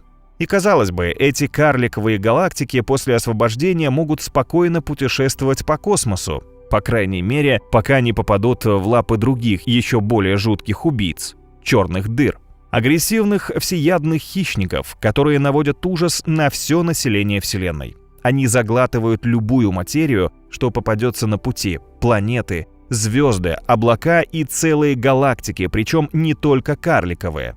Когда они захватывают своей гравитацией какое-то небесное тело, то растягивают его до состояния спагетти, чтобы легче было переварить обед. Давайте отправимся в загадочный, пугающий мир этих небесных чудовищ и узнаем, какая добыча им по зубам. Черная дыра – огромное количество материи в очень маленькой упаковке. Это как втиснуть звезду в 10 раз больше Солнца внутрь области размером с Нью-Йорк. Получится массивная, компактная и плотная яма с такой гравитацией, что оттуда не вырваться даже свету. В столь безумной концентрации вещества и кроется неимоверная сила черных дыр.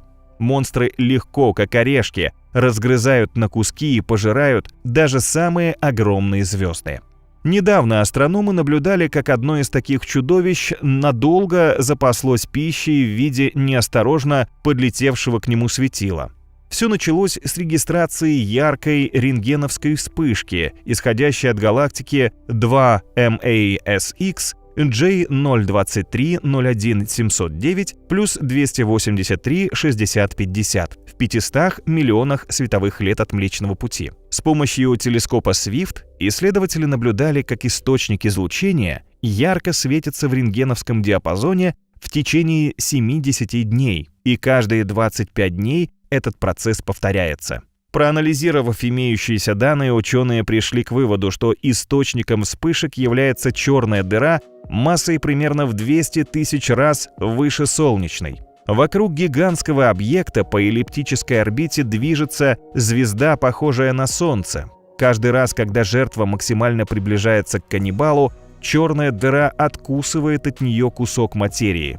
По меркам хищника его добыча, наверное, совсем небольшая, но с нашей точки зрения она невероятно огромна. Масса каждого куска, который отрывает от звезды дыра, эквивалентен 3 Землям вместе взятым. Для несчастного светила это настоящая пытка, которая будет длиться очень долго. Это первый случай, когда ученым удалось увидеть процесс частичного поглощения звезды. Раньше они фиксировали лишь черные дыры, которые довольно быстро полностью проглатывали незадачливые светила. И таких примеров уже известно много. Причем, как оказалось, черные дыры свою охоту звездами не ограничивают. По возможности они расставляют гравитационные капканы и на добычу покрупнее. Вот как одному из монстров удалось захватить целую галактику. Недавно астрономы впервые детально изучили спектр чрезвычайно яркого объекта GN-Z11. С помощью данных космического телескопа Джеймс Уэбб ученым удалось подтвердить, что в его центре находится сверхмассивная черная дыра, пока что древнейшая из всех известных. Она родилась всего через 400 миллионов лет после Большого взрыва.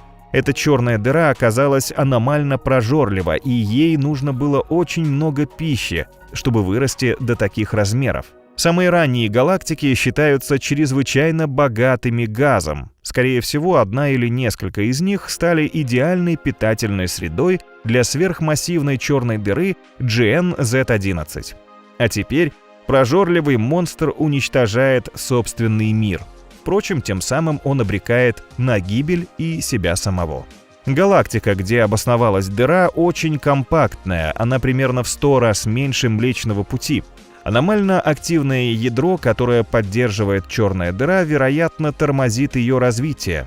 Слишком много материи поглощается монстром, проникшим в ее сердце. Бурная деятельность черной дыры поднимает в галактике настоящие ураганы, которые выносят газ из GN-Z11.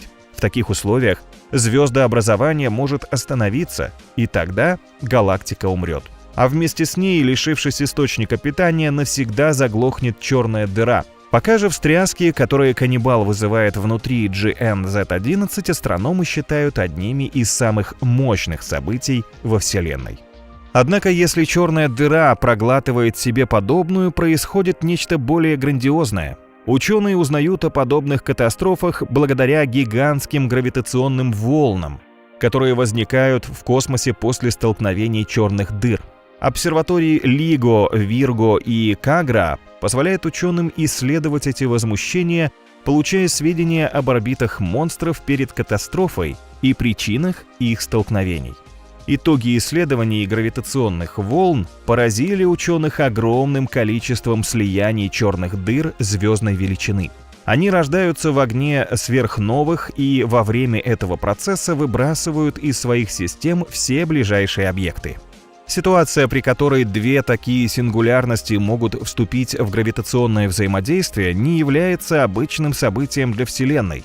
Но внутри звездных скоплений, где, как считается, рождается большинство черных дыр, все иначе. Астрономы говорят, что взаимное поедание черных дыр там не редкость. Именно в такой среде происходит большинство слияний, которые улавливают детекторы гравитационных волн. Сближению черных дыр способствуют два фактора. Первый называется массовой сегрегацией. Он заключается в том, что большие объекты имеют тенденцию тонуть внутри скоплений, в результате чего массивные остатки сверхновых группируются в их центре. Второй фактор – динамическое взаимодействие. Связан с тем, что в скоплении все объекты влияют друг на друга.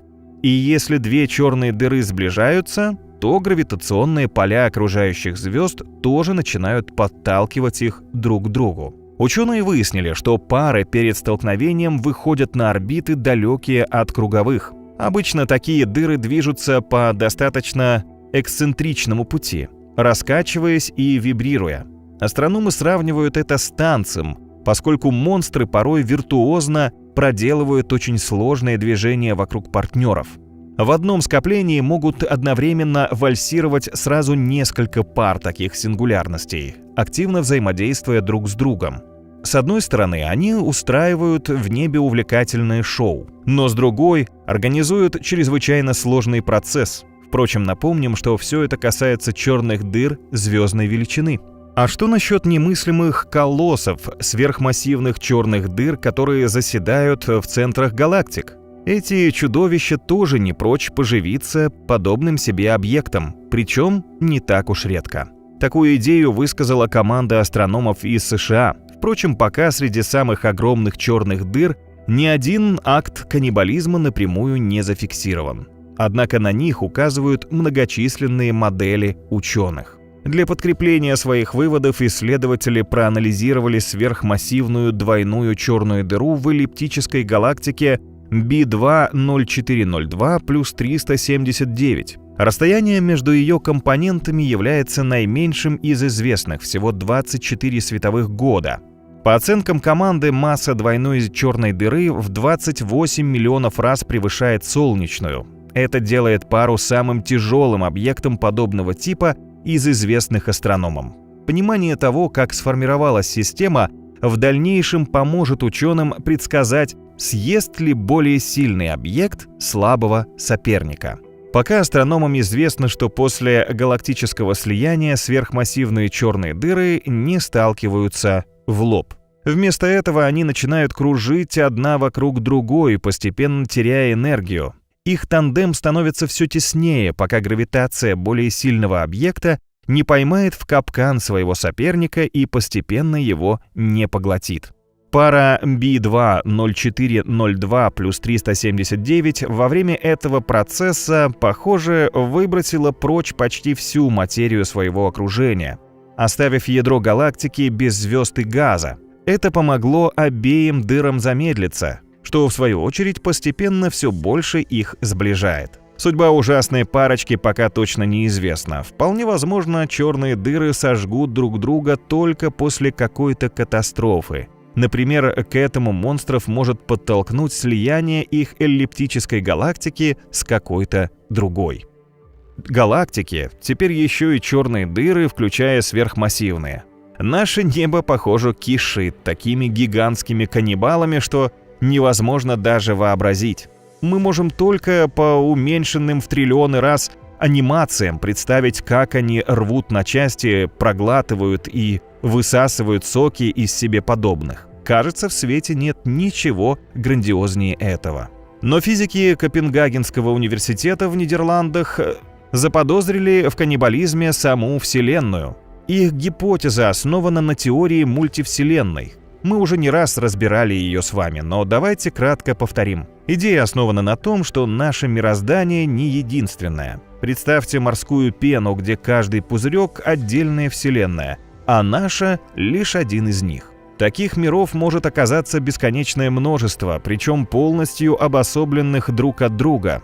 В каждом из них будут действовать собственные законы физики, а пространство наполнит планеты, звезды, галактики, черные дыры. Наверное, все эти миры расширяются, причем с ускорением. По крайней мере, наша Вселенная именно такая. Приятно считать, что мироздание как шар, который надувает и постоянно увеличивает гипотетическая темная энергия.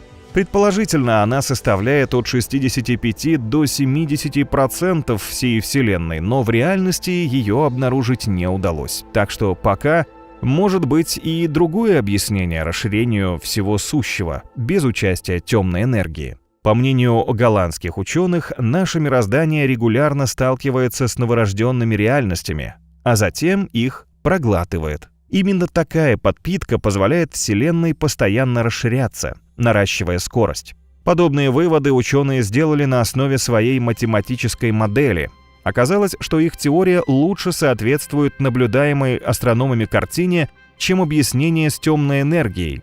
Согласно исследованию, процесс слияния, который увеличивает объем нашего мира, может и восприниматься современными научными инструментами как расширение.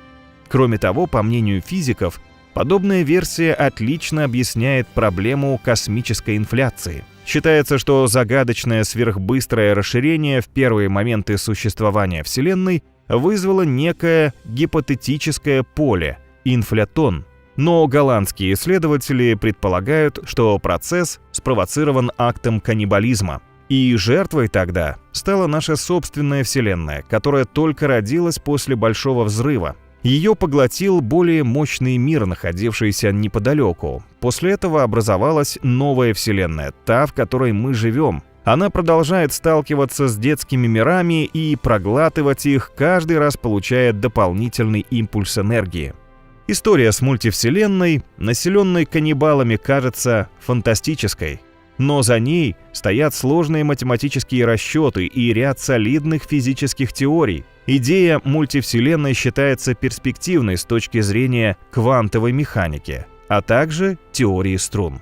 Каннибализм внутри нее многие физики также считают возможным вариантом. В целом, в научном мире теория ученых из Нидерландов считается достаточно цельной. Но в ней есть достаточно пробелов. Например, авторы гипотезы не предлагают детального описания ужасных обедов вселенных каннибалов. В связи с этим трудно судить, мог бы такой сценарий объяснить инфляцию ранней Вселенной и ее быстрое расширение сейчас. Подтвердить все могут лишь дальнейшие наблюдения. В настоящее время проводится много экспериментов по изучению свойств микроволнового фона, остаточного излучения после Большого взрыва. Не исключено, что их результаты могут определить реальность существования мультивселенной. Ну и дадут какие-то подсказки о нравах бесконечного множества ее миров. Пожирают ли они друг друга или они мирно сосуществуют по соседству весь отведенный им срок. Сейчас трудно поставить на какой-то из этих вариантов, но предположим, что в будущем исследования окончательно подтвердят склонность к людоедству Земли, Солнца, Млечного Пути и даже всей Вселенной. Как мы это воспримем? Придем в ужас от того, насколько злым и кровавым оказался мир? Спешить с этим не стоит. Лучше просто выйти на улицу и полюбоваться ласковым светом солнца, а ночью — великолепным сиянием звезд. Как бы ни было устроено наше бытие, оно прекрасно. Да и космические каннибалы, в принципе, не так уж страшны. Они меняют конфигурацию небесных тел, обновляют природу, рождают новые сущности. Возможно, именно благодаря таким людоедам Вселенная живет и расширяется, а галактики, поглощая соседок, получают нужный им импульс. После этого они начинают активно зажигать звезды, которые формируют вокруг себя новые планеты. Эти грандиозные события, конечно, немного пугают, но и привлекают своей загадочной силой. Так что выдохнем и скоро отправимся в очередное космическое путешествие. И как-нибудь через время, возможно, вновь попадем в компанию неких очаровательных небесных каннибалов. С ним, согласитесь, наверняка не придется скучать. Космос называют по-разному. Темным, мрачным и опасным местом без конца и края. Или озаренным ярким светом звезд прекрасным миром, полным удивительных событий. В культовом сериале «Звездные войны» необжитые небесные территории считают диким космосом.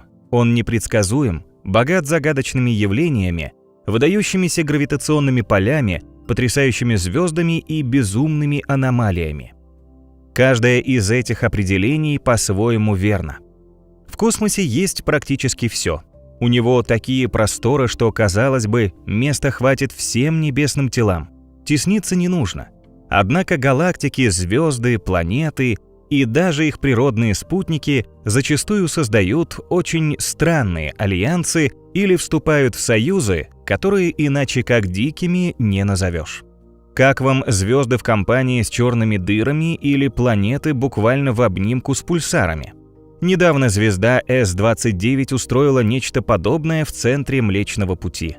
Она на безумной скорости 8740 км в секунду промчалась прямо под носом у черной дыры стрелеца со звездочкой.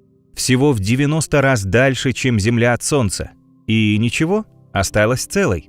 Но эти галактические гонки были очень короткими, а некоторые небесные тела навсегда выбирают себе подобных компаньонов. Как им живется в экстремальных союзах?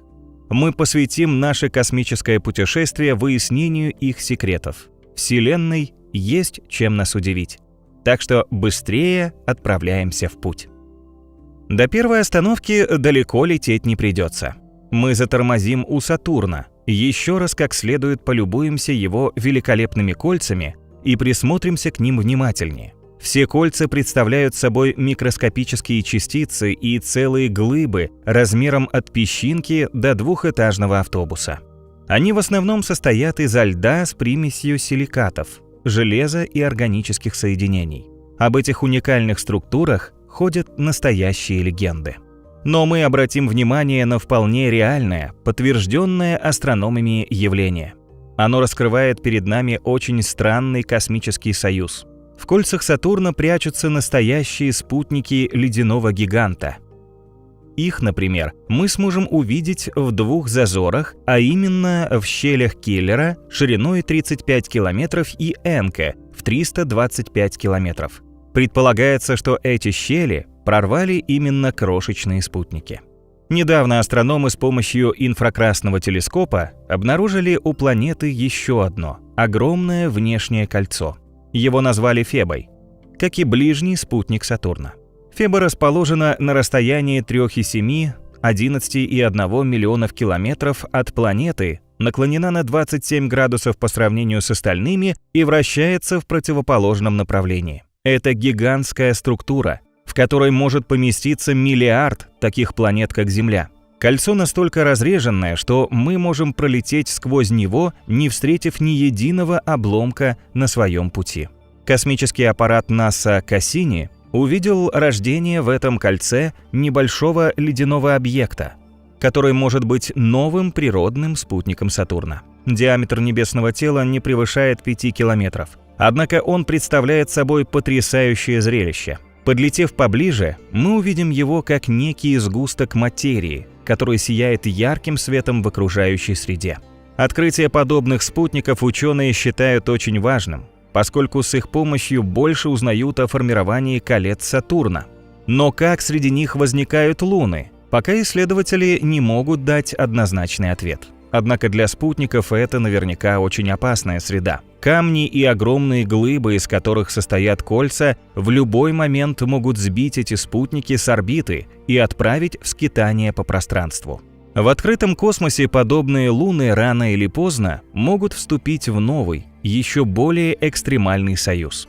Например, с астероидами. Астрономы уже обнаружили немало огромных небесных камней, у которых и есть собственные спутники. Некоторые из них попали в поле притяжения астероидов и стали вращаться вокруг них по постоянной орбите, а другие откололись от родительской скалы. Но чтобы космическую глыбу сопровождали сразу несколько спутников, еще недавно астрономы считали подобное развитие событий невозможным. Астероид, в конце концов, даже не карликовая планета. Это просто небесный камень, который блуждает по космосу, и кажется, что его гравитации едва хватит для удержания одного спутника на своей орбите. Однако были найдены астероиды с 2 лунами, которые разбили подобное представление.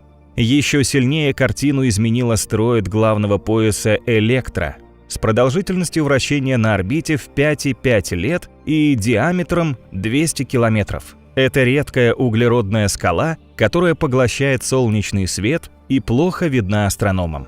Но она уникальна не своим составом, а количеством природных спутников на орбите. Первый удалось обнаружить в 2003 году, второй – в 2014. И только в конце 2021 года нашли третий. Он в 15 тысяч раз тусклее астероида. Его свет легко теряется на фоне Электры. Астрономы отмечают, что для спутников такие союзы очень опасны. Астероиды нередко сталкиваются между собой, врезаются в планеты или же пролетают мимо них на очень близком расстоянии. Подобные события могут легко сбить с орбиты, либо даже уничтожить их крошечные спутники. Еще более дикие и непредсказуемые союзы способны образовывать экзопланеты. Чтобы с ними познакомиться, давайте сначала полетим к горячим Юпитерам. Ученые обнаружили более 400 подобных планет. Чаще всего они больше газового гиганта Солнечной системы.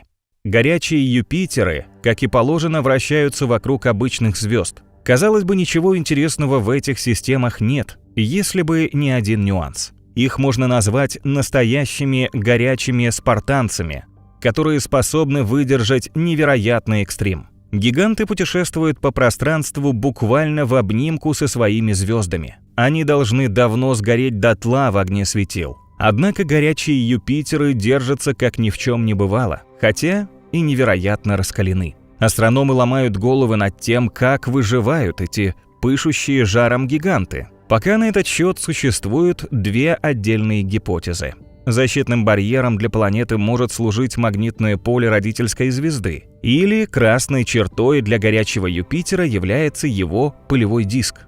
Между внутренним краем такого диска и звездой образуется щель, нейтрализирующая притяжение светила и его жар. Возьмем, к примеру, WASP-121b в созвездии Карма на расстоянии 850 световых лет от Земли. По радиусу гигант в 1,7 раза больше Юпитера, а по массе в 1,1 раза. Планета вращается так близко от звезды, что облетает ее всего за 30 часов, то есть в 68 раз быстрее, чем Меркурий и Солнце. Новый год обитатели фантастической планеты могли бы праздновать буквально через день и каждый раз преподносить друг другу дорогие подарки, ведь на горячем Юпитере, вероятно, льют драгоценные дожди.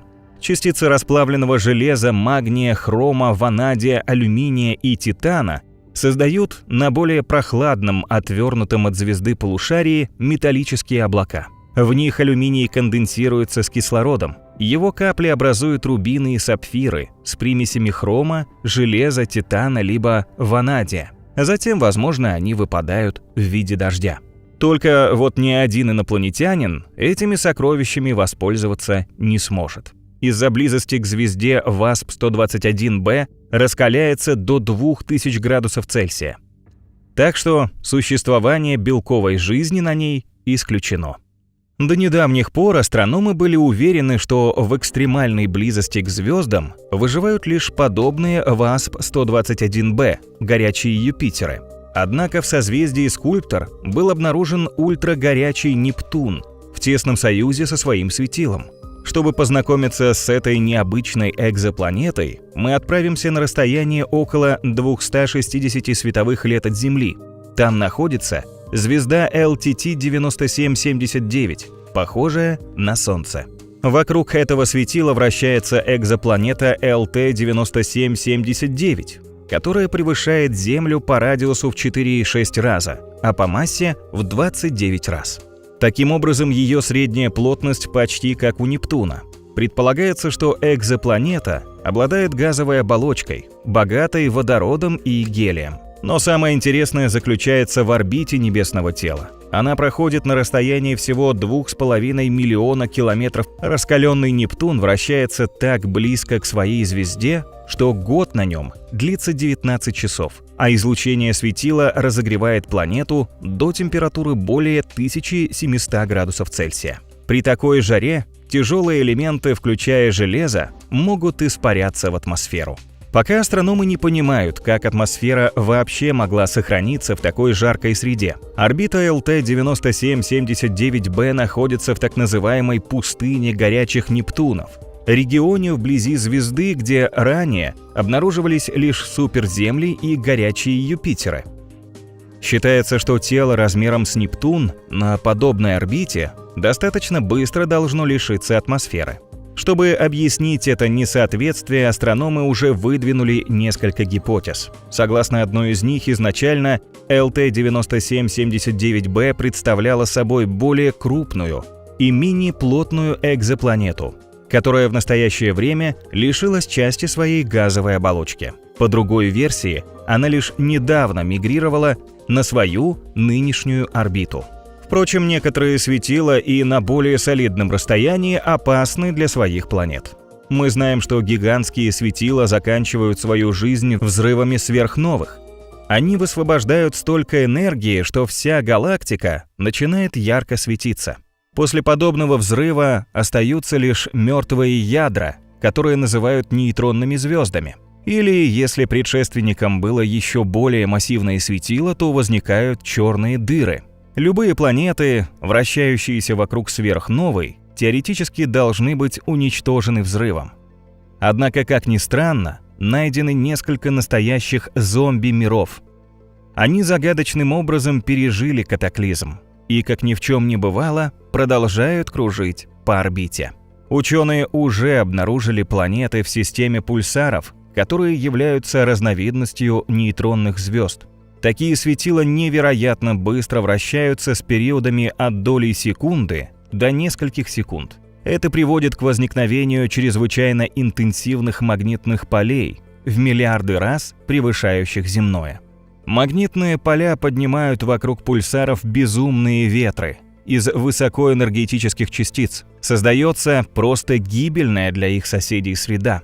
Быстрое вращение и сильные магнитные поля позволяют пульсарам посылать в космос импульсы электромагнитного излучения, причем во всех спектрах, начиная от радиоволн и заканчивая гамма-лучами. Радиационные выбросы пульсара происходят через регулярные промежутки времени, что является настоящим подарком для астрономов. И вот почему.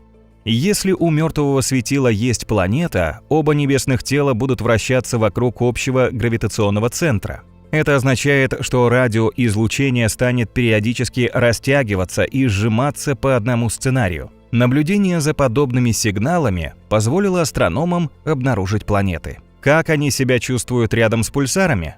В это трудно поверить, но просто бриллиантово. По крайней мере, если говорить об экзопланете PSR J1719-1438b. Она находится на расстоянии около 4000 световых лет от нас в созвездии Змеи, вращаясь вокруг очень резвого миллисекундного пульсара.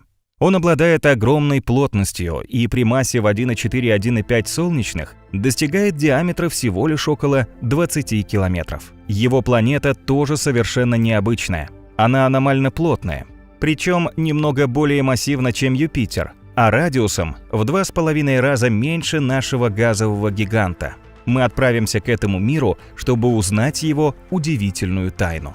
Вряд ли нам удастся заметить экзопланету издалека. Она очень темная, поскольку почти полностью состоит из углерода. И только подлетев почти вплотную к пульсару, мы сумеем различить ее в небе. Экзопланета облюбовала себе место практически вплотную к своей ужасной звезде. Она вращается в 95 раз ближе к пульсару, чем Меркурий к Солнцу, совершая полный оборот за 2 часа 10 минут. Как тут удержаться, не отметив, что Новый год в том мире длится практически бесконечно? И богат настоящими праздничными сюрпризами. Экзопланета, как мы говорили, в основном состоит из углерода, а также других тяжелых элементов. Благодаря такому составу она, вероятно, представляет собой сплошной гигантский алмаз. Откуда в небе могло взяться подобное чудо? Ученые высказали невероятную гипотезу его появления. Скорее всего, это бывший белый карлик, с которого пульсар перетянул около 99,9% вещества. Осталось только сверхплотное ядро, которое превратилось в экзотическую планету. Нейтронные звезды могут быть чрезвычайно горячими, унося в себе остаточное тепло, оставшееся от сверхновой. На столь близком расстоянии от своего пульсара, вероятно, экзопланета очень раскалена. Неизвестно, удастся ли нам опуститься на ее поверхность. Но если мы сумеем это сделать, то будет что вспомнить. Прежде всего, мы совершим по этому алмазу просто бриллиантовое путешествие. Другие впечатления тоже будут ошеломляющими. Экзопланета купается в смертельном коктейле из рентгеновских лучей и заряженных частиц своей необычной звезды. Но ее небо будет темным, поскольку пульсар еле-еле светит в видимом диапазоне. Тогда чем может поразить нас этот мир вечной ночи? Он покажет фантастическое световое шоу, равного которому, возможно, нет во Вселенной. Небо на экзопланете вспыхивает разноцветными огнями полярных сияний, а два пучка света пульсара в противоположных направлениях мощными прожекторами пробивают тьму. После бриллиантового мира с его великолепными небесными фейерверками мы отправимся к пульсару PSR B1257+12. Его облюбовали сразу 3 экзопланеты. Мертвая звезда подает свой сигнал 161 раз в секунду, потому мы легко найдем ее на расстоянии 2300 световых лет от Земли в созвездии Дева. Пульсар получил название Лич, как злой живой мертвец в западном фольклоре, хотя он не кажется таким зловещим, поскольку вполне уживается со своими планетами. Драугр, первая из них, тоже названа в честь мифологического ожившего трупа, близкого к вампирам. Он всего лишь вдвое превышает массой Луну и считается наименее массивной планетой среди известных ныне. Из всей тройки Друагр ближе других экзопланет расположен к звезде и совершает оборот вокруг нее каждые 25 дней. Фобитор, наоборот, дальше всех от пульсара. Период его оборота по круговой орбите составляет 98 дней, а массой он примерно в 4 раза превышает Землю. Как живут эти удивительные миры? Температура Лича составляет почти 30 тысяч градусов Цельсия. Однако, если у Фобитора и Драугра есть атмосфера, она частично защищает эти планеты от жара и радиации звезды. К тому же они имеют мощные магнитные поля, которые позволяют электрическим током пронизывать пространство между ними и пульсаром. Виды в небе с поверхности этих планет мы тоже увидим великолепные. Драугр и Фобитор, вероятно, постоянно купаются в потрясающем свете мощного полярного сияния, похожего на наше северное. Однако больше пока о них выяснить ничего не удалось. Полтергейст или Призрак – средняя планета, которая лучше всего изучена астрономами. И мы рискнем отправиться прямо в это логово зловещих потусторонних сил. Полтергейст вращается на расстоянии примерно 36 астрономических единиц от своего пульсара. Период его оборота по орбите составляет около 66 дней. Мы уже побывали на бриллиантовой планете, а если опустимся на Полтергейст, то попадем...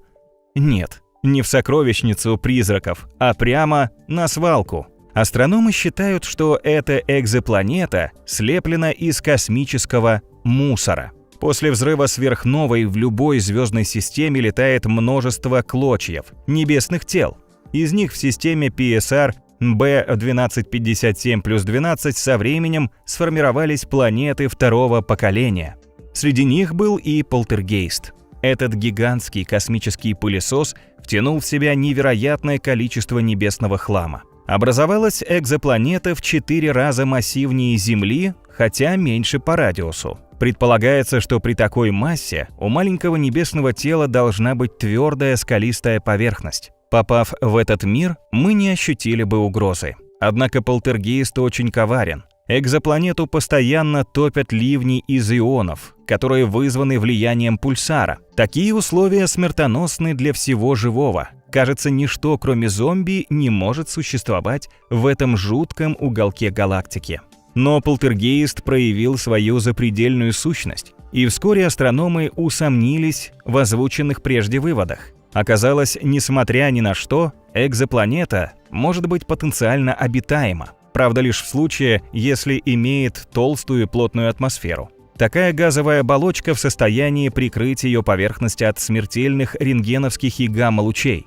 И еще атмосфера способна снабдить Полтергейст теплом, задерживая на поверхности часть излучения и ветер от пульсара. обогрев, скорее всего, окажется достаточным, чтобы миллиарды лет поддерживать необходимые для сохранения жидкой воды температуры. Конечно, по сравнению с земной, радиация в том мире все равно окажется гораздо сильнее. Планета вряд ли является пригодной для известных нам высших форм жизни. А вот простейшие организмы – другое дело. На Земле есть бактерия Deinococcus radiodurans. Она может выдержать радиацию в 500 раз сильнее, чем человек. Возможно, подобные экстремальные организмы выживают на полтергейсте.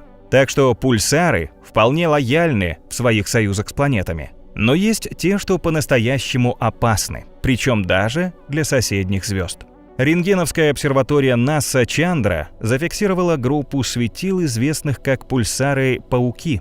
Они особо активные нейтронные звезды, настоящие космические убийцы, которые заманивают в паутину своей гравитации более слабые Солнца, а затем их уничтожают. Недавно, на расстоянии 17 700 световых лет от Земли, астрономы обнаружили 5 зловещих 18-миллисекундных пауков в шаровом скоплении Омега Центавра. Затем исследователи объединили эти данные с наблюдением 26 пульсаров пауков в 12 других шаровых скоплениях. С помощью этих исследований удалось много узнать об этих агрессивных космических зомби, как они расправляются со своими звездными союзниками. Пауки – особый класс миллисекундных пульсаров. Сильные звездные ветры, которые они создают, очень активно сдувают внешние слои их звезд-компаньонов. Существует 2 вида подобных пульсаров, которые различают в зависимости от размеров их жертвы. Первый из них, красные пауки, наносят вред звездам весом от 10-й части до половины массы Солнца. Второй тип, черные вдовы, расправляются с соседками массой менее 5% солнечной. Скорее всего, разница в массе жертвы связана с силой излучения пульсаров. Рентгеновские снимки красных пауков ярче, чем черных вдов. Они производят больше энергии, обладают более сильной гравитацией и поэтому, наверное, удерживают в зоне своего влияния массивные звезды. Пауки могут буквально испарить близкое к нам светило. Астрономы выяснили, что источником неизвестного излучения рентгеновских и гамма-лучей, исходивших от объекта PSR J2039-5617, является пульсар. Он находится в тесном союзе с обычной звездой и нагревает своим излучением одну сторону компаньонки. В результате она светится более ярко, приобретая голубой оттенок и постепенно испаряется. Кроме того, гравитационная сила ужасного паука нещадно растягивает звезду. Мертвое светило вращается вокруг своей оси со скоростью 377 оборотов в секунду. Процесс способствует образованию облаков заряженных частиц, поглощающих радиоволны. Это свойство оказалось особенно ценным для астрономов, дав им возможность обнаружить планету возле быстрого пульсара. Но что будет, если в космосе встретятся и будут кружить вместе 2 пульсара? Не перевернут ли они все в своем мире, устроив тотальный хаос? Давайте в этом разберемся, ведь подобные альянсы в космосе реальны. Правда, долгое время ученые находили только системы, в которой один компонент – пульсар, а другой – обычная нейтронная звезда. Однако недавно астрономам удалось познакомиться с союзами, где оба партнера – пульсары. PSR J07373039 – именно такая система. Оба ее пульсара отделены друг от друга расстоянием около 800 тысяч километров. Это всего лишь в 2 с небольшим раза дальше, чем от Луны до Земли. Партнеры мчатся по своим орбитам с безумной скоростью, разгоняясь примерно на 300 километров в секунду. Орбитальный период мертвых звезд составляет 2,4 часа, что является наименьшим показателем среди известных систем подобного рода. PSR J0737, 3039A и B – пульсары, которые находятся на расстоянии 2000 световых лет от Земли, в созвездии Кормы. Оба компонента расположены необычайно близко друг от друга и имеют очень малый орбитальный период. Эта система также интересна тем, что видна нам с ребра, и астрономы могут исследовать пульсары с высочайшей точностью. В результате ученые косвенно подтвердили, что потеря энергии подобной системой происходит за счет излучения гравитационных волн, что предсказано общей теорией относительности. Из-за утраты энергии размер орбиты системы сокращается на 7 мм каждый день. Пульсары приближаются друг к другу и столкнутся приблизительно через 85 миллионов лет. Вероятно, после катастрофы они образуют черную дыру. Мы знаем, что черные дыры, самые мощные объекты в космосе, имеют плохую репутацию. Если какое-то небесное тело попадает в зону влияния подобного монстра, то его ждет верная смерть. Черная дыра, обладая ужасной силой гравитации, заглатывает любую материю вокруг себя. Казалось бы, вокруг страшных монстров местность должна быть пустынной и безжизненной. Однако на самом деле все не так. Пример тому мы найдем в собственной галактике. Окрестности сверхмассивной черной дыры Стрелец-А со звездочкой в центре Млечного Пути считаются очень неспокойным и опасным регионом. Монстр провоцирует там жуткий хаос, перемешивая, сталкивая и даже заглатывая небесные тела. И еще он заливает все вокруг жестким рентгеновским, ультрафиолетовым и другими видами излучения. Подобные условия препятствуют образованию звезд, а также их развитию. Но, как оказалось, это касается не всех светил. Очень близкую компанию Стрельцу-А со звездочкой составляет более 100 звезд, образующих так называемое S-скопление. У этих светил разная масса и яркость, но все они, как команда спринтеров, с невероятной скоростью мчатся по небу. С-4716, согласно новому исследованию немецких и чешских ученых, среди них чемпион. Эта звезда крутится по орбите как волчок со скоростью 8000 км в секунду, совершая полный оборот вокруг черной дыры всего за 4 года. Трудно было засечь столь быструю звезду, причем на небольшом расстоянии от черной дыры. Ученым удалось это сделать благодаря наблюдениям с помощью 5 наземных телескопов. По словам исследователей, дело также сильно осложняла другая звезда под названием С-2. Представьте, что в кинотеатре зритель на переднем месте заслоняет вам экран. То же самое проделывает звезда С-2. Она часто перекрывает собой центр галактики, и астрономы плохо видят, что там происходит. Но в некоторые моменты звезда не мешает просмотру, и ученым удалось воспользоваться одним из таких окон. Они выяснили, что звезда находится очень близко от черной дыры, на расстоянии примерно 100 астрономических единиц, то есть всего в 100 раз дальше, чем Земля от Солнца. Для сравнения, Нептун расположен примерно в 30 астрономических единицах от нашей звезды и делает полный оборот вокруг нее за 164 года.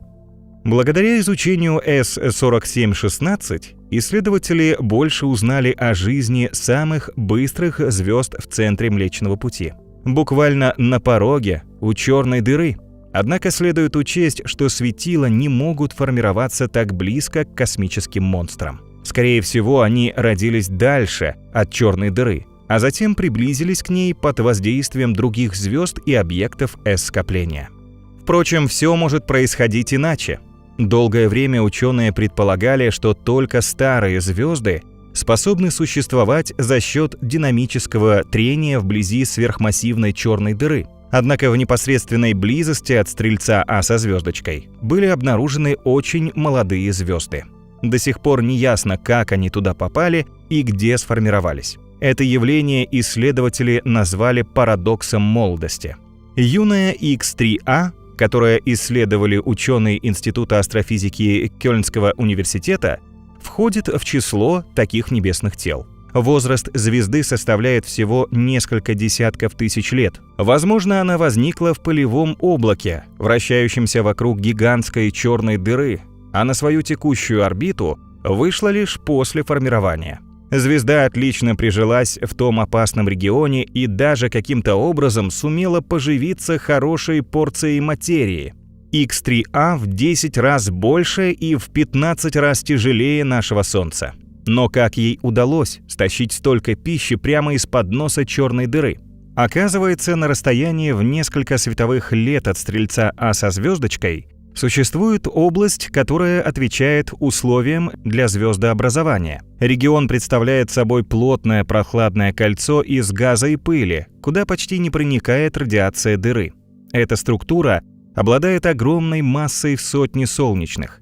В ней образовались горячие островки материи, которые X3A могла использовать для формирования. А возможно, колыбелью молодой звезды стало некое плотное облако, защищенное от гравитационного влияния и интенсивного излучения Стрельца А со звездочкой. Под действием собственной гравитации оно распалось на одну или несколько протозвезд. Это приблизительно соответствует возрасту X3A, которая в настоящее время эволюционирует в зрелую звезду. Правда, у ученых были сомнения насчет того, сколько лет X3A. Уж очень большую массу она набрала для подростка. Однако затем была обнаружена компактная околозвездная оболочка, вращающаяся вокруг X3A.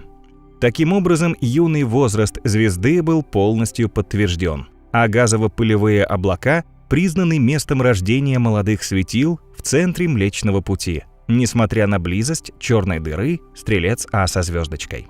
Сами черные дыры тоже могут держаться парами, образуя наиболее жуткие и дикие союзы во Вселенной. Одну тесную компанию под названием UGC 4211 астрономы обнаружили в 500 миллионах световых лет от нас. Там две черные дыры находятся всего в 750 световых годах друг от друга. Увидеть их удалось с помощью наземных обсерваторий, а также данных космического телескопа Хаббл. Обе сверхмассивные черные дыры продолжают расти, и астрономы связывают это в том числе со слиянием их массивных галактик. Процесс создает благоприятные условия для увеличения монстров. При сближении галактик потоки вещества легче преодолевают угловой момент, и черным дырам проще поглощать эту пищу.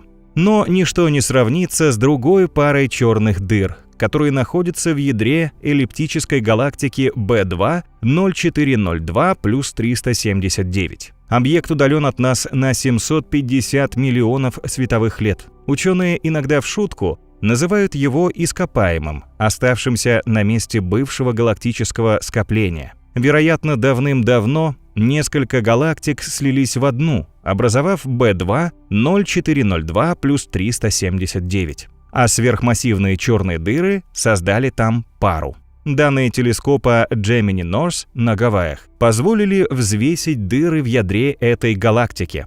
Их общая масса оказалась рекордной – около 28 миллиардов солнечных. Обе дыры – непревзойденные колоссы, и пространство-время при их вращении вибрирует и изгибается в разных направлениях. Несмотря на бурную окружающую среду, монстры смогли образовать очень тесный и вполне мирный союз. Они, как предполагают ученые, кружат друг вокруг друга на расстоянии всего в 24 световых года. Это рекордный показатель сближения подобных объектов. После исследований супермонстры преподнесли астрономам еще один сюрприз. Оказалось, что их альянс существует примерно 3 миллиарда лет. Обычно компоненты двойной системы намного раньше заканчивают свои совместные пируэты, слившись в одну сверхмассивную дыру. В данном случае этого не произошло. И, как подозревают ученые, может вообще никогда не случиться. Танец черных дыр будет длиться вечно. Что придает силы двум космическим солистам? Во-первых, черные дыры, скорее всего, поглотили либо вытеснили из окружающего пространства все вещество. Это позволило обоим сохранить значительную часть углового момента и почти не тормозить в орбитальном движении. Во-вторых, каждый из монстров настолько огромный и массивный, что потеря энергии за счет выхода гравитационных волн у него мизерная. У ученых есть впечатление, что эта уникальная система обладает максимально высокой стабильностью. Пока два черных супермонстра почти идеально действуют в унисон друг другу, мы отправимся посмотреть союзы еще более грозных сил. Это квазары, и невозможно представить, что какое-то отважное небесное тело рискнет с ними сблизиться или даже объединиться. Квазарами называют активные ядра галактик, в которых находятся сверхмассивные черные дыры. Это настолько быстрые и энергичные колоссы, что создают вокруг себя особую обстановку. Орбитальный газ и пыль вращаются вокруг них с такой яростью, что излучают свет на всех длинах волн. Магнитное поле мощной черной дыры улавливает частицы этого вращающегося диска и посылает их вдоль своих полюсов. Астрономы видят подобные гигантские струи в радиоволнах и рентгеновских лучах. Даже на больших расстояниях ядра активных галактик светятся подобно звездам, поэтому их называют квазизвездными радиоисточниками или квазарами. Их удивительно яркому свету трудно найти аналог в природе. И, казалось, квазарам суждена блестящая жизнь. На самом деле они сияют в небе недолго. Согласно новому моделированию, слишком активные черные дыры быстро убивают эти объекты и подавляют рождение новых звезд в родительских галактиках. Может ли какое-то небесное тело выжить в таком экстремальном союзе? Давайте спросим у одних из самых удивительных звезд Вселенной, отправившись к ним в гости.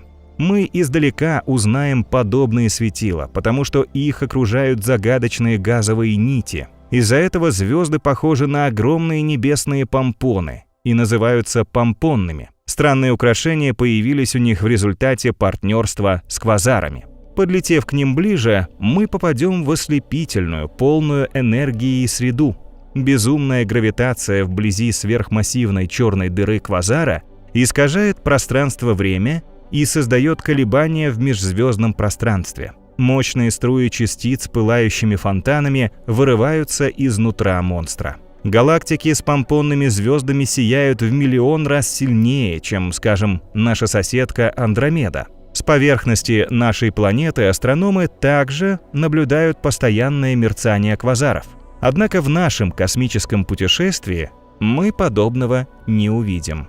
Почему в межзвездном пространстве квазары перестанут мерцать?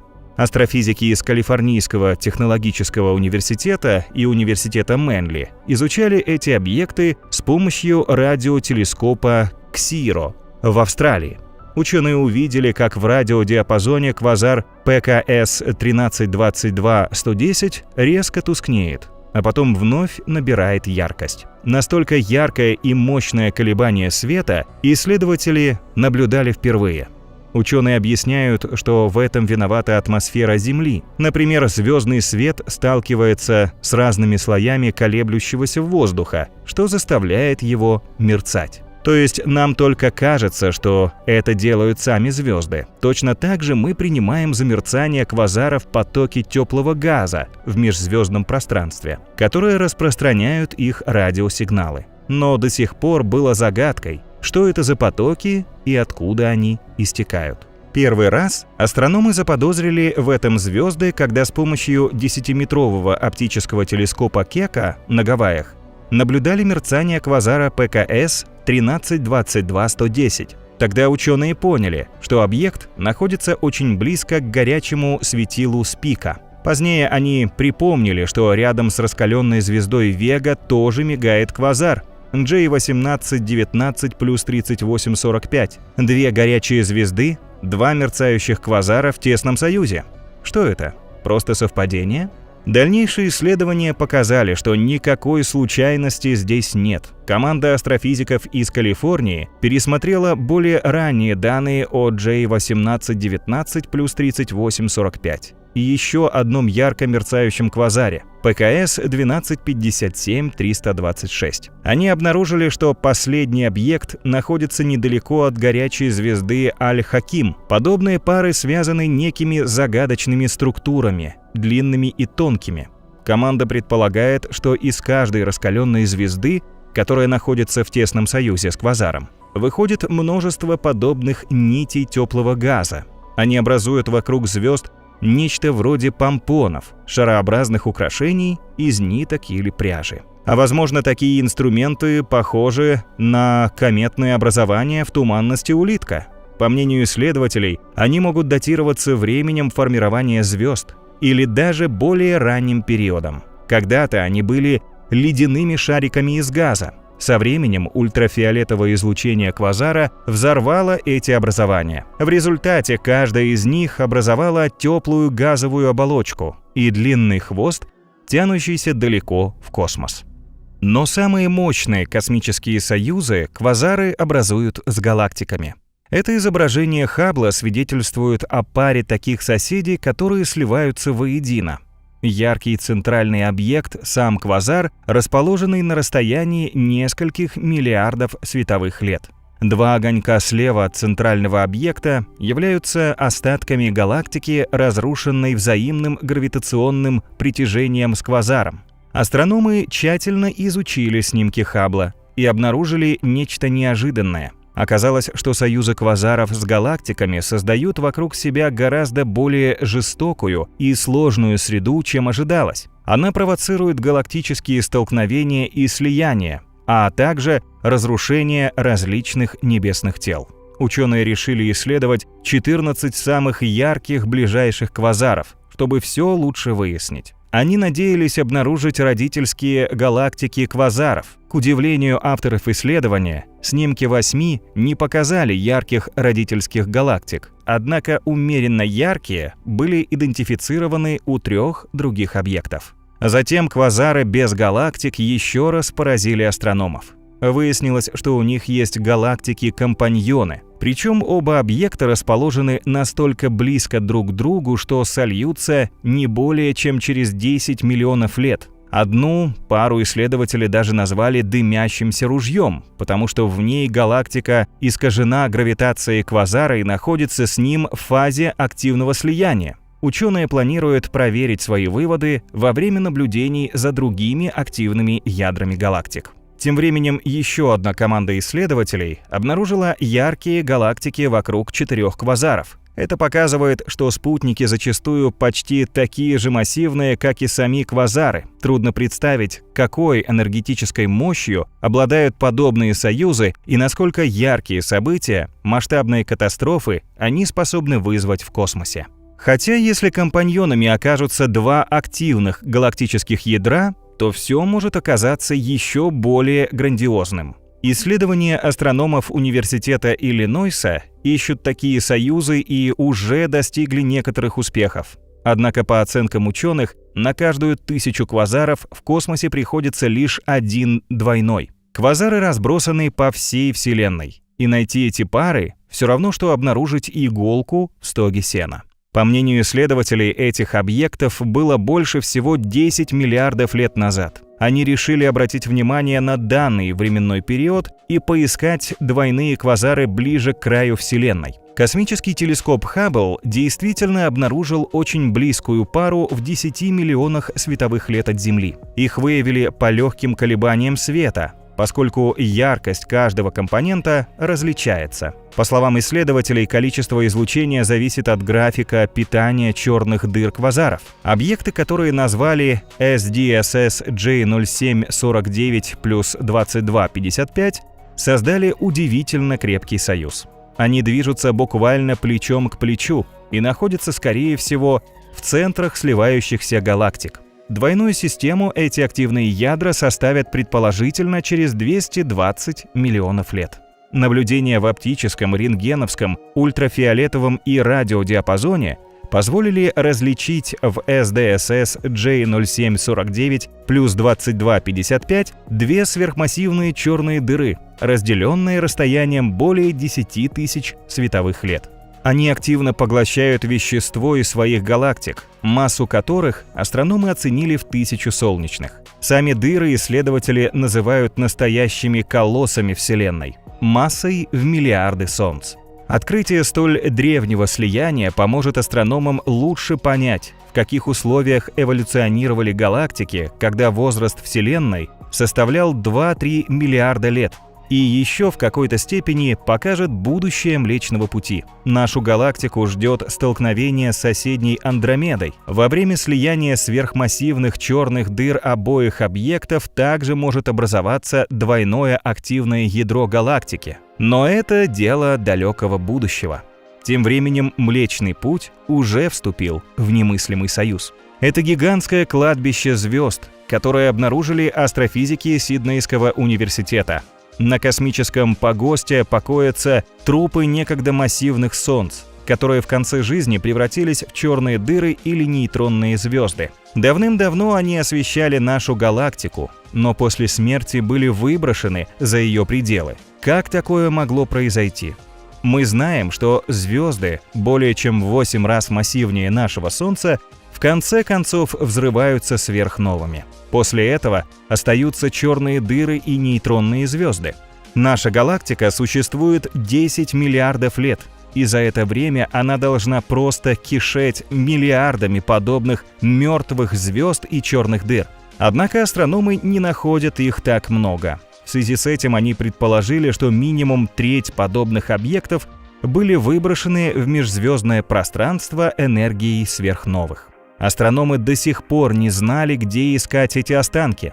Более молодые нейтронные звезды и черные дыры соответствуют устройству сегодняшней галактики, поэтому их места обитания примерно известны. Но самые старые возникли, когда молодая галактика имела другую форму. За миллиарды лет ее пространство подверглось сложным изменениям. Теперь звездные останки подобны призракам, обитающим в давно снесенном доме. То есть распределение их могил не будет совпадать с очертаниями нынешнего Млечного Пути. Эти космические фантомы очень трудно найти. Однако австралийским астрофизикам, похоже, все удалось. Они тщательно воссоздали полный жизненный цикл древних мертвых звезд и вычислили, где лежат их трупы. Ученые создали первую подробную карту звездного кладбища. На ней видно, что мертвые небесные тела окружают Млечный Путь. Эту территорию исследователи нередко называют галактическим подземным миром. По высоте он более чем втрое превышает Млечный Путь. Кроме того, до 30% его нейтронных звезд разогнаны взрывами сверхновых до безумных скоростей. Они летят настолько быстро, что в будущем навсегда покинут окрестности нашей галактики.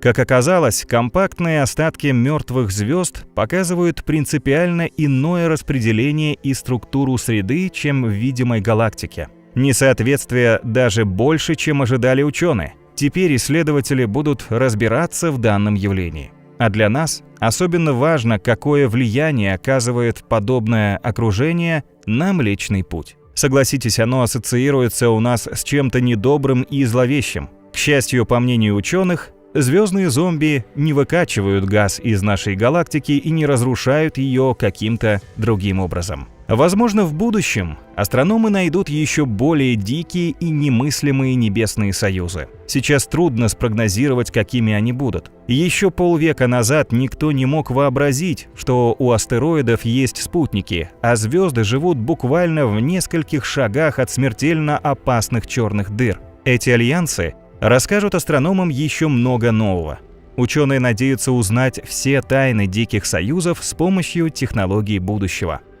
В их число входит инфракрасный космический телескоп НАСА Нэнси Грейс, который готовится вывести на орбиту уже в 2026 году. Его зрение будет острее, чем у Хаббла. Благодаря телескопу исследователи планируют изучить 100 миллионов звезд и открыть в их системах 2500 экзопланет. Кроме того, обсерватория, вероятно, идеально подойдет для поиска далеких звезд возле черных дыр или двойных квазаров. Тогда мы узнаем удивительные подробности альянсов этих небесных тел в самых суровых регионах космоса. Это будет неповторимой страницей освоения Вселенной, особенно для нас, космических путешественников. Ведь мы обязательно совершим полет в такие невероятные места.